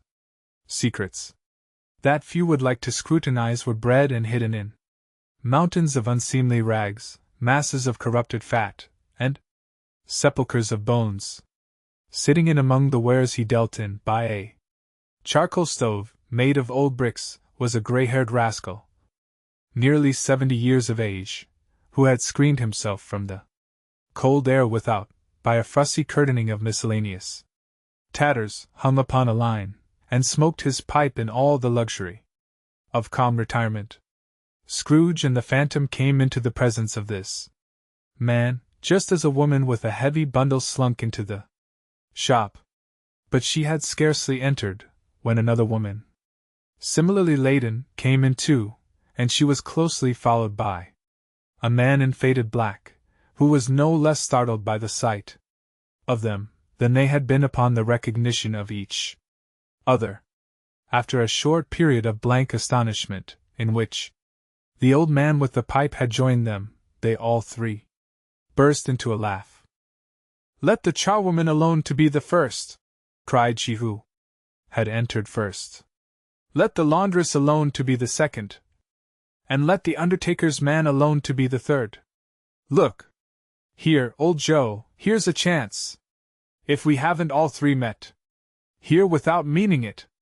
You couldn't have met in a better place, said old Joe, removing his pipe from his mouth. Come into the parlor. You were made free of it long ago, you know, and the other two aren't strangers. Stop till I shut the door of the shop. Ah! How it squeaks! There ain't such a rusty bit of metal in the place as its own hinges, I believe, and I'm sure there's no such old bones here as mine. Ha ha! We're all suitable to our calling, we're well matched. Come into the parlor. Come into the parlor. The parlor was the space behind the screen of rags. The old man raked the fire together with an old stair rod, and, having trimmed his smoky lamp, for it was night, with the stem of his pipe, put it in his mouth again. While he did this, the woman who had already spoken threw her bundle on the floor, and sat down in a flaunting manner on a stool, crossing her elbows on her knees and looking with a bold defiance at the other two. What odds then? What odds, Mrs. Dilbert? Said the woman. Every person has a right to take care of themselves. He always did. That's true, indeed, said the laundress. No, man. More so. Why then, don't stand staring as if you was afraid. Woman, who's the wiser? We're not going to pick holes in each other's coats, I suppose? No, indeed, said Mrs. Dilbert and the man together. We should hope not. Very well, then, cried the woman. That's enough. Who's the worse for the loss of a few things like these? Not a dead man, I suppose? No, indeed, said Mrs. Dilbert, laughing. If he wanted to keep him after he was dead, a wicked old screw, pursued the woman. Why wasn't he natural in his lifetime? If he had been, he'd have had somebody to look after him when he was struck with death, instead of lying gasping out his last there, alone by himself. It's the truest word that ever was spoke, said Mrs. Dilbert. It's a judgment on him. I wish it was a little heavier judgment, replied the woman. And it should have been, you may depend upon it. If I could have laid my hands on anything else. Open that bundle, old Joe, and let me know the value of it. Speak out. Plain. I'm not afraid to be the first, nor afraid for them to see it. We know pretty well that we were helping ourselves before we met here, I believe. It's no sin. Open the bundle, Joe. But the gallantry of her friends would not allow of this. And the man in faded black, mounting the breach first, produced his plunder. It was not extensive. A seal or two, a pencil case, a pair of sleeve buttons, and a brooch of no great value were all. They were severally examined and appraised by old Joe, who chalked the sums he was disposed to give for each, upon the wall, and added them up into a total when he found there was nothing more to come. That's your account, said Joe, and I wouldn't give another sixpence if I was to be boiled for not doing it. Who's next? Mrs. Dilbert was next. Sheets and towels, a little wearing apparel, 2 old-fashioned silver teaspoons, a pair of sugar tongs, and a few boots. Her account was stated on the wall. In the same manner. I always give too much to ladies. It's a weakness of mine. And that's the way I ruin myself, said old Joe. That's your account. If you asked me for another penny and made it an open question, I'd repent of being so liberal and knock off half a crown. And now undo my bundle, Joe, said the first woman. Joe went down on his knees for the greater convenience of opening it, and having unfastened a great many knots, dragged out a large and heavy roll of some dark stuff. What do you call this? Said Joe. Bed curtains. Ah, returned the woman, laughing and leaning forward on her crossed arms. Bed curtains. You don't mean to say you took him down, rings and all, with him lying there? Said Joe. Yes, I do, replied the woman. Why not? You were born to make your fortune, said Joe, and you'll certainly do it. I certainly shan't hold my hand, when I can get anything in it by reaching it out, for the sake of such a man as he was, I promise you, Joe, returned the woman coolly. Don't drop that oil upon the blankets, now. His blankets? asked Joe. Whose else's do you think? Replied the woman. He isn't likely to take cold without 'em, I dare say. I hope he didn't die of anything catching? Said old Joe, stopping in his work and looking up. Don't you be afraid of that, returned the woman. I ain't so fond of his company that I'd loiter about him for such things if he did. Ah, you may look through that shirt till your eyes ache, but you won't find a hole in it, nor a threadbare place. It's the best he had, and a fine one too. They'd have wasted it, if it hadn't been for me. What do you call wasting of it? Asked old Joe. Putting it on him to be buried in, to be sure, replied the woman with a laugh.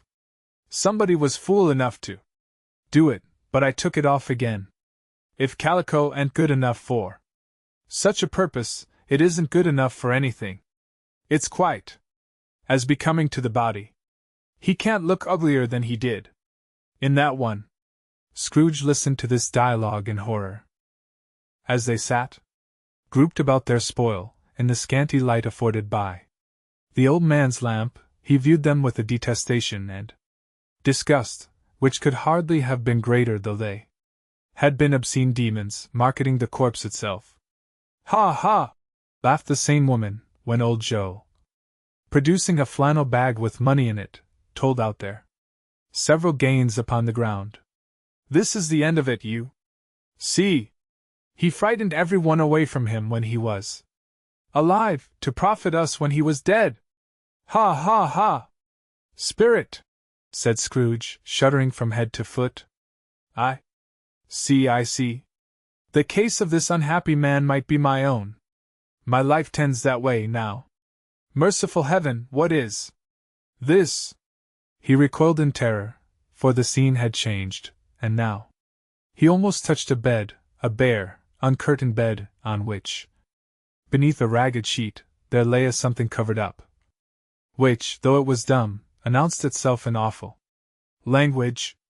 The room was very dark, too dark to be observed with any accuracy, though Scrooge glanced round it in obedience to a secret impulse, anxious to know what kind of room it was.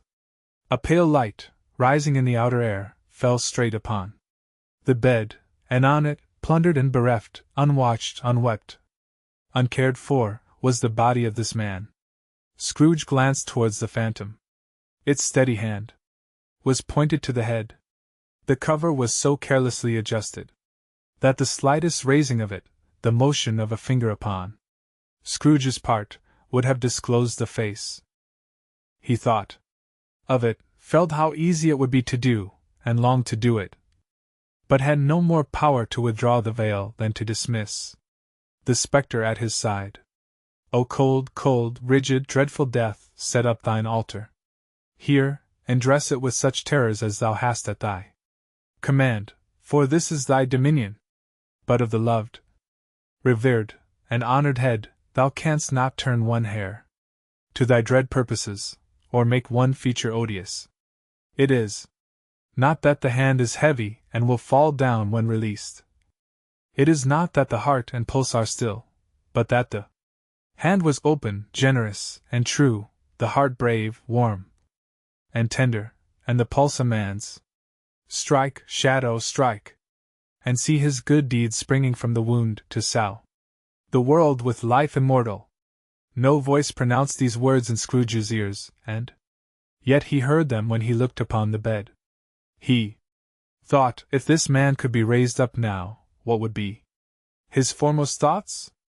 Avarice, hard-dealing, griping cares? They have brought him to a rich end, truly. He lay in the dark, empty house, with not a man, a woman, or a child, to say that he was kind to me in this or that, and for the memory of one kind word I will be kind to him. A cat was tearing at the door, and there was a sound of gnawing rats beneath the hearthstone. What?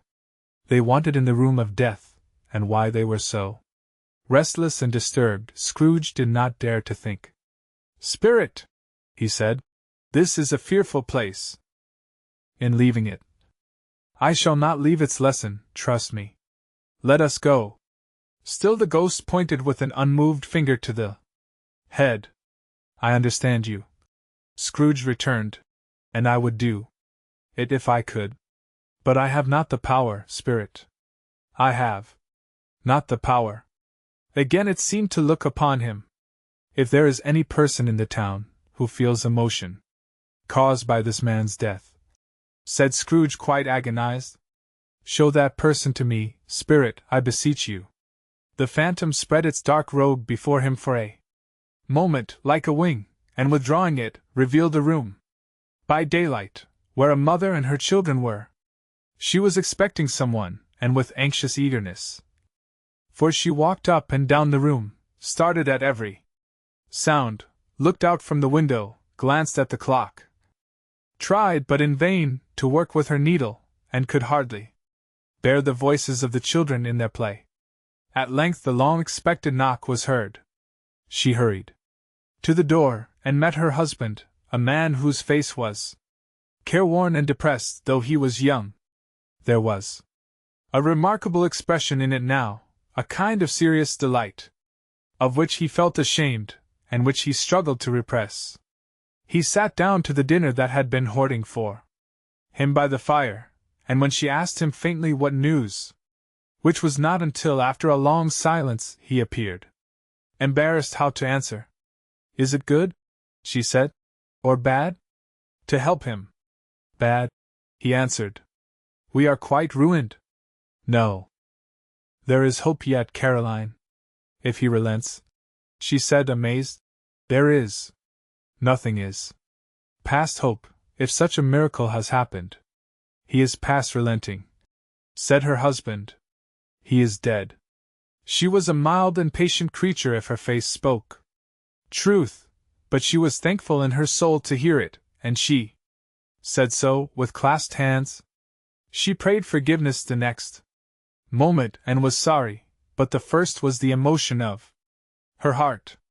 "What the half-drunken woman whom I told you of last night said to me, when I tried to see him and obtain a week's delay, and what I thought was a mere excuse to avoid me, turns out to have been quite true. He was not only very ill, but dying then. To whom will our debt be transferred? I don't know. But before that time we shall be ready with the money, and even though we were not, it would be a bad fortune indeed to find so merciless a creditor in his successor. We may sleep tonight with light hearts, Caroline." Yes. Soften it as they would, their hearts were lighter. The children's faces, hushed and clustered round to hear what they so little understood, were brighter, and it was a happier house for this man's death. The only emotion that the ghost could show him, caused by the event, was one of pleasure. "Let me see some tenderness connected with the death," said Scrooge. "Or that dark chamber, Spirit, which we left just now, will be forever present to me." The ghost conducted him through several streets familiar to his feet, and as they went along, Scrooge looked here and there to find himself, but nowhere was he to be seen. They entered poor Bob Cratchit's house, the dwelling he had visited before, and found the mother and the children seated round the fire. Quiet. Very quiet. The noisy little Cratchits were as still as statues in one corner, and sat looking up at Peter, who had a book before him. The mother and her daughters were engaged in sewing. But surely they were very quiet. And he took a child, and set him in the midst of them. Where had Scrooge heard those words? He had not dreamed them. The boy must have read them out, as he and the spirit crossed the threshold. Why did he not go on? The mother laid her work upon the table, and put her hand up to her face. The color hurts my eyes, she said. The color? Ah, poor Tiny Tim. They're better now again, said Cratchit's wife. It makes them weak by candlelight, and I wouldn't show weak eyes to your father when he comes home, for the world. It must be near his time. Past it rather, Peter answered, shutting up his book. But I think he has walked a little slower than he used. These few last evenings, Mother. They were very quiet again. At last she said, and in a steady, cheerful voice, that only faltered once. I have known him walk with Tiny Tim upon his shoulder, very fast indeed. And so have I, cried Peter. Often. And so have I, exclaimed another. So had all. But he was very light to carry, she resumed, intent upon her work. And his father loved him so, that it was no trouble. And there is your father at the door. She hurried out to meet him, and little Bob in his comforter. He had need of it, poor fellow came in. His tea was ready for him on the hob, and they all tried who should help him to it most. Then the two young Cratchits got upon his knees and laid, each child a little cheek against his face, as if they said, Don't mind it, father. Don't be grieved. Bob was very cheerful with them, and spoke pleasantly to all the family. He looked at the work upon the table, and praised the industry and speed of Mrs. Cratchit and the girls. They would be done long before Sunday, he said. Sunday! You went today, then, Robert? Said his wife. Yes, my dear, returned Bob. I wish you could have gone. It would have done you good to see how green a place it is. But you'll see it often. I promised him that I would walk there on a Sunday. My little child, cried Bob. My little child. He broke down all at once. He couldn't help it. If he could have helped it, he and his child would have been farther apart perhaps than they were. He left the room, and went upstairs into the room above, which was lighted cheerfully, and hung with Christmas. There was a chair set close beside the child, and there were signs of someone having been there lately. Poor Bob sat down in it, and when he had thought a little and composed himself, he kissed the little face. He was reconciled to what had happened, and went down again quite happy. They drew about the fire, and talked, the girls and mother working still. Bob told them of the extraordinary kindness of Mr. Scrooge's nephew, whom he had scarcely seen but once, and who, meeting him in the street that day, and seeing that he looked just a little down, you know, said. Bob inquired what had happened to distress him.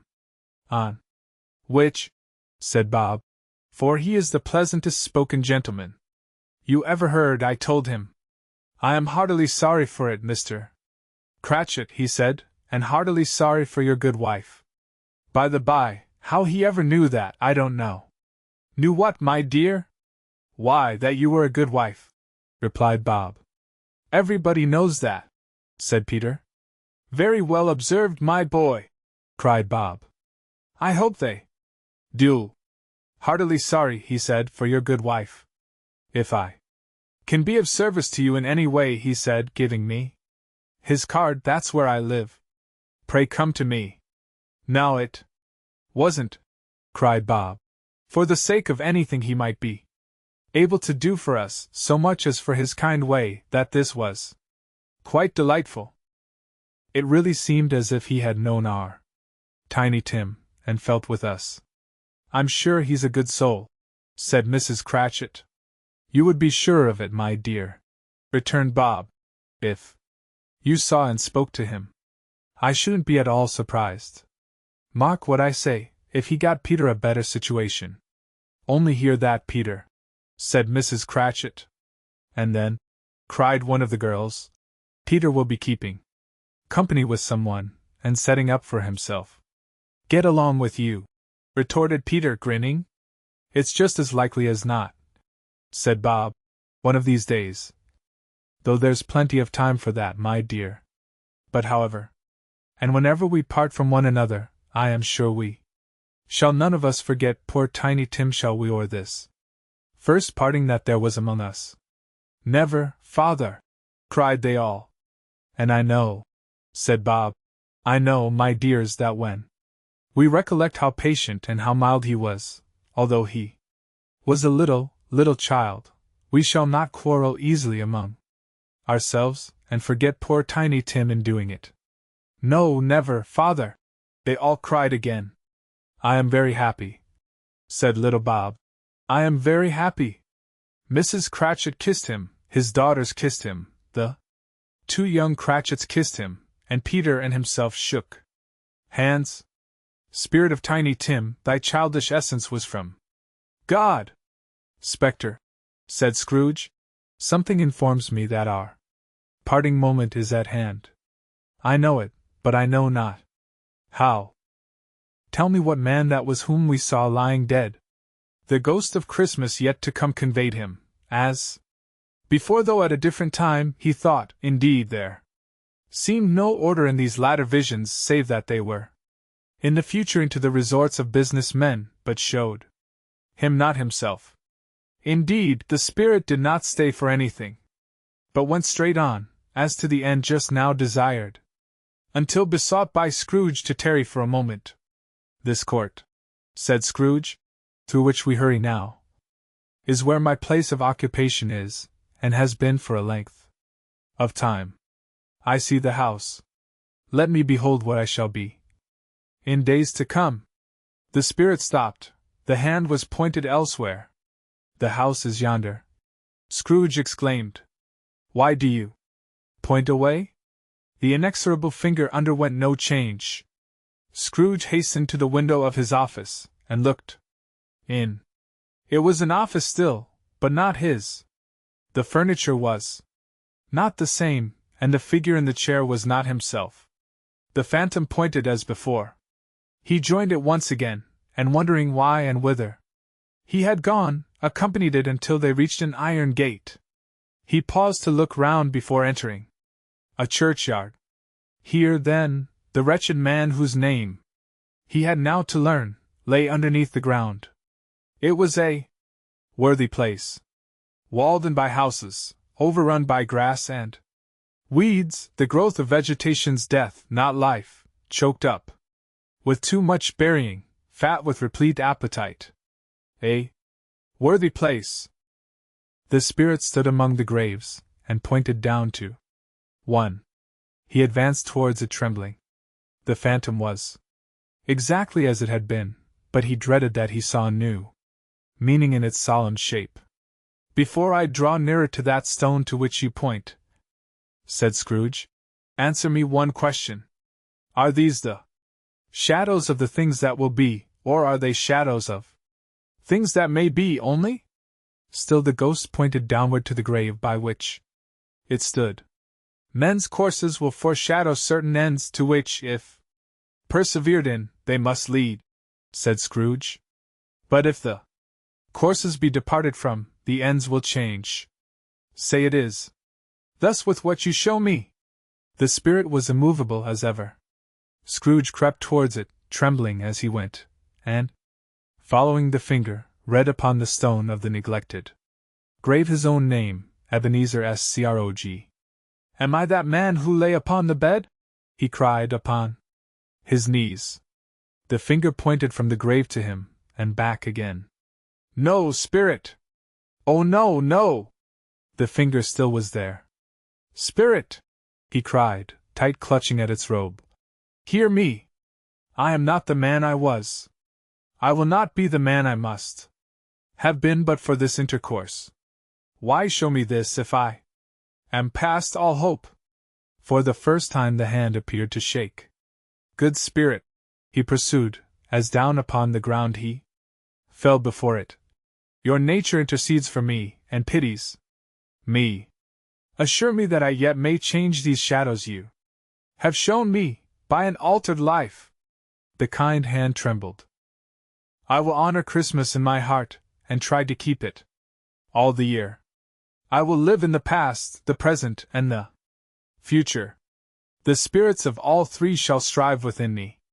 I will not shut out the lessons that they teach. Oh, tell me I may sponge away the writing on this stone. In his agony, he caught the spectral hand. It sought to free itself, but he was strong in his entreaty, and detained it. The spirit, stronger yet, repulsed him. Holding up his hands in a last prayer to have his fate reversed, he saw an alteration in the phantom's hood and dress. It shrunk, collapsed, and dwindled down into a bedpost. Chapter 5. The end of it. Yes. And the bedpost was his own. The bed was his own. The room was his own. Best and happiest of all, the time before him was his own, to make amends in. I will live in the past, the present, and the future, Scrooge repeated, as he scrambled out of bed. The spirits of all three shall strive within me. O Jacob Marley! Heaven, and the Christmas time be praised for this. I say it on my knees, old Jacob, on my knees. He was so fluttered and so glowing with his good intentions that his broken voice would scarcely answer to his call.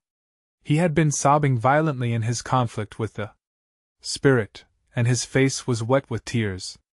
They are not torn down, cried Scrooge, folding one of his bed curtains in his arms. They are not torn down, rings and all. They are here. I am here. The shadows of the things that would have been may be dispelled. They will be. I know they will. His hands were busy with his garments all this time, turning them inside out, putting them on upside down, tearing them, mislaying them, making them parties to every kind of extravagance. I don't know what to do, cried Scrooge, laughing and crying in the same breath, and making a perfect Laocoon of himself with his stockings.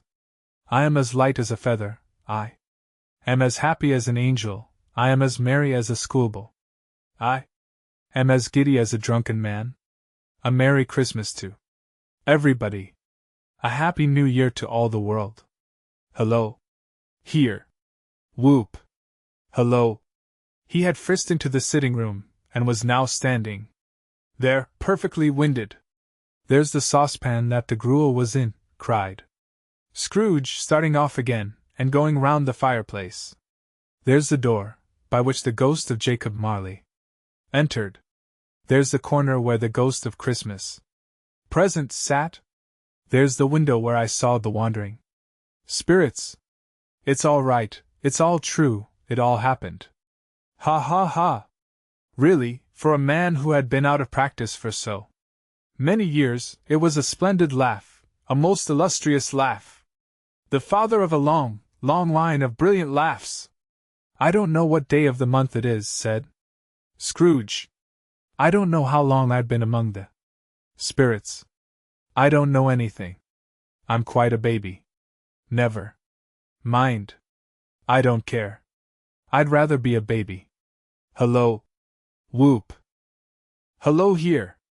He was checked in his transports by the church's ringing out the lustiest peals he had ever heard. Clash, clang. Hammer, ding dong, bell. Bell dong ding, hammer clang. Clash! Oh, glorious, glorious! Running to the window, he opened it, and put out his head. No fog, no mist, clear, bright, jovial, stirring, cold. Cold, piping for the blood to dance to, golden sunlight. Heavenly sky, sweet fresh air, merry bells. Oh, glorious! Glorious! What's today? Cried Scrooge, calling downward to a boy in Sunday clothes, who perhaps had loitered in to look about him. Yach? Returned the boy, with all his might of wonder. What's today, my fine fellow? Said Scrooge.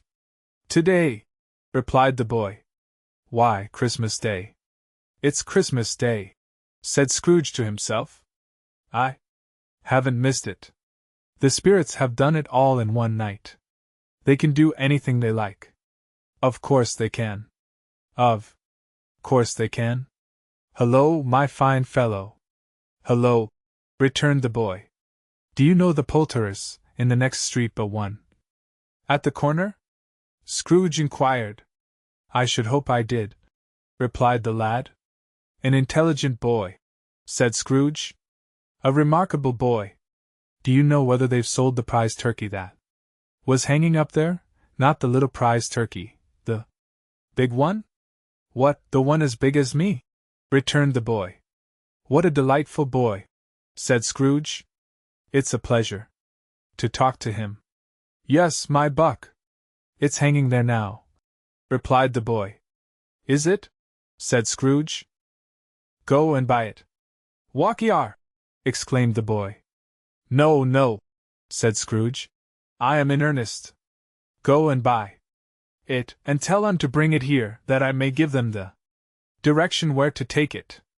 Come back with the man, and I'll give you a shilling.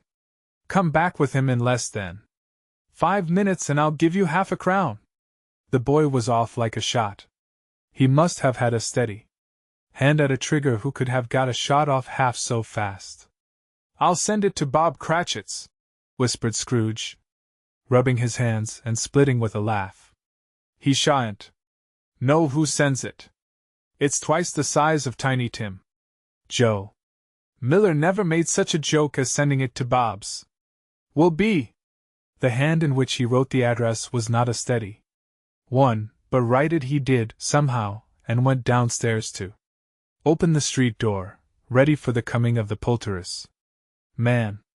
As he stood there, waiting his arrival, the knocker caught his eye. I shall love it, as long as I live, cried Scrooge, patting it with his hand. I scarcely ever looked at it before. What an honest expression it has in its face! It's a wonderful knocker. Here's the turkey. Hello? Whoop!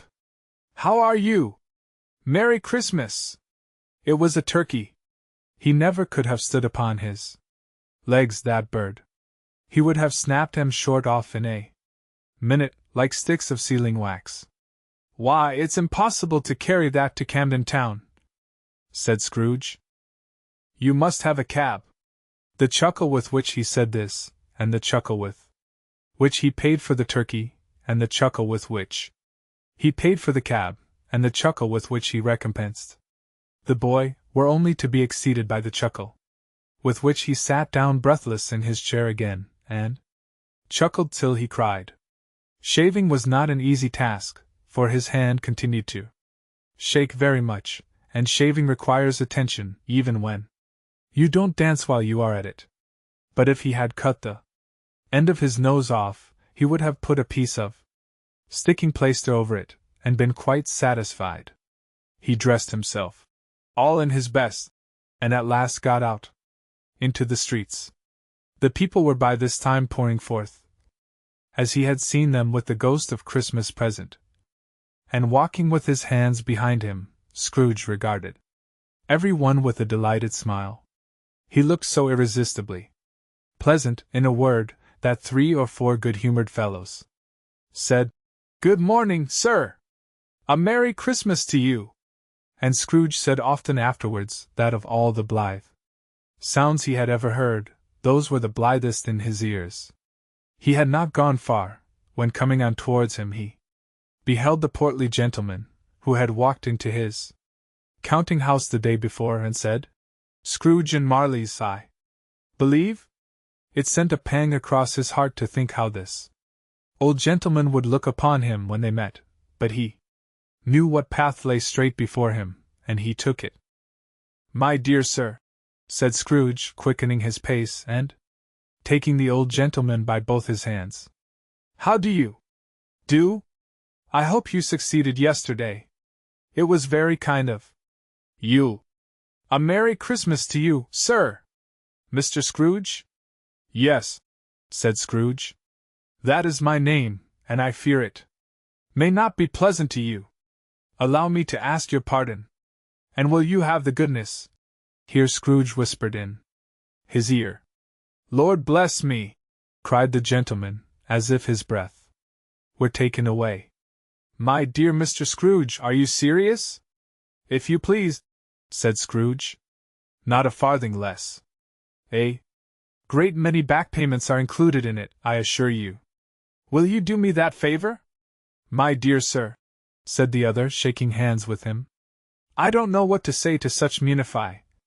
Don't say anything, please, retorted Scrooge. Come and see me. Will you come and see me? I will, cried the old gentleman.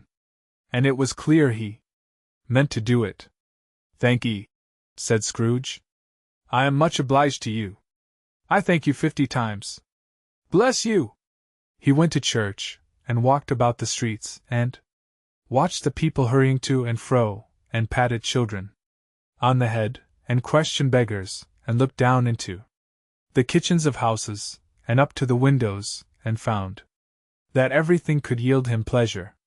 He had never dreamed that any walk that anything could give him so much happiness. In the afternoon he turned his steps towards his nephew's house. He passed the door a dozen times before he had the courage to go up and knock. But he made a dash and did it. Is your master at home, my dear? Said Scrooge to the girl. Nice girl. Very. Yes, sir. Where is he, my love? Said Scrooge. He's in the dining room, sir, along with mistress. I'll show you upstairs, if you please. Thank ye. He knows me, said Scrooge with his hand already on the dining room lock. I'll go in here, my dear. He turned it gently, and sidled his face in, round the door. They were looking at the table, which was spread out in great array, for these young housekeepers are always nervous on such points, and like to see that everything is right. Fred, said Scrooge. Dear heart alive, how his niece by marriage started. Scrooge had forgotten, for the moment, about her sitting in the corner with the footstool, or he wouldn't have done it on any account. Why, bless my soul! Cried Fred. Who's that? It's I. Your Uncle Scrooge. I have come to dinner. Will you let me in, Fred? Let him in. It is a mercy he didn't shake his arm off. He was at home in 5 minutes. Nothing could be heartier. His niece looked just the same. So did Topper when he came. So did the plump sister when she came. So did every one when they came. Wonderful party, wonderful games, wonderful unanimity, wonderful happiness. But he was early at the office next morning. Oh, he was early there. If he could only be there first, and catch Bob Cratchit coming late. That was the thing he had set his heart upon. And he did it, yes, he did. The clock struck 9. No, Bob. 1/4 past. No, Bob. He was full 18 minutes and a half behind his time. Scrooge sat with his door wide open, that he might see him come into the tank.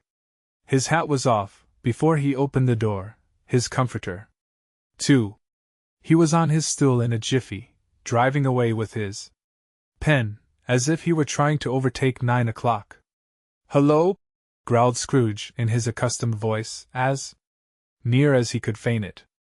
What do you mean by coming here at this time of day? I am very sorry, sir, said Bob. I am behind my time. You are? Repeated Scrooge. Yes. I think you are. Step this way, sir, if you please. It's only once a year, sir, pleaded Bob, appearing from the tank. It shall not be repeated.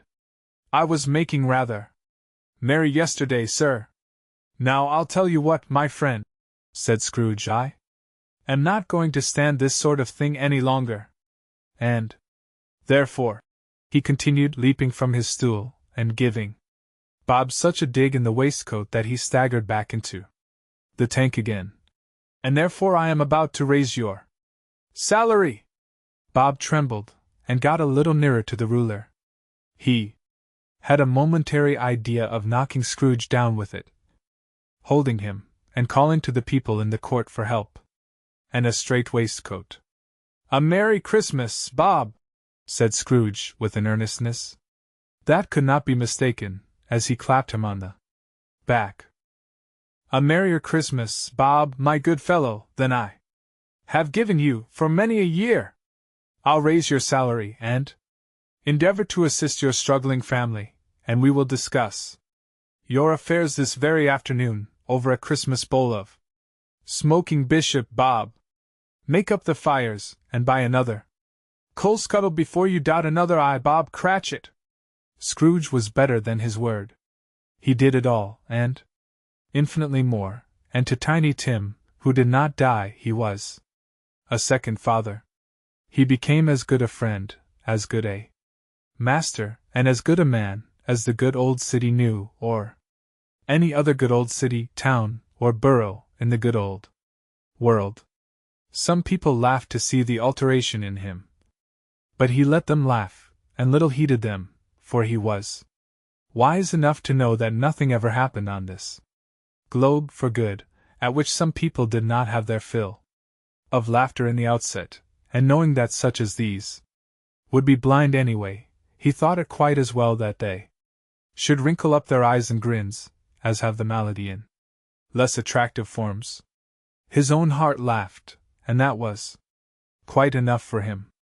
He had no further intercourse with spirits, but lived upon the total abstinence principle, ever afterwards, and it was always said of him that he knew how to keep Christmas. Well, if any man alive possessed the knowledge, may that be truly said of us, and all of us. And so, as Tiny Tim observed, God bless us, every one. And so, this story comes to a close. We hope you enjoyed this journey. Share your thoughts and impressions in the comments below. We'd love to hear how the story touched you. Don't forget to subscribe to our channel for many more stories to come. Thank you for watching, and see you in the next tale.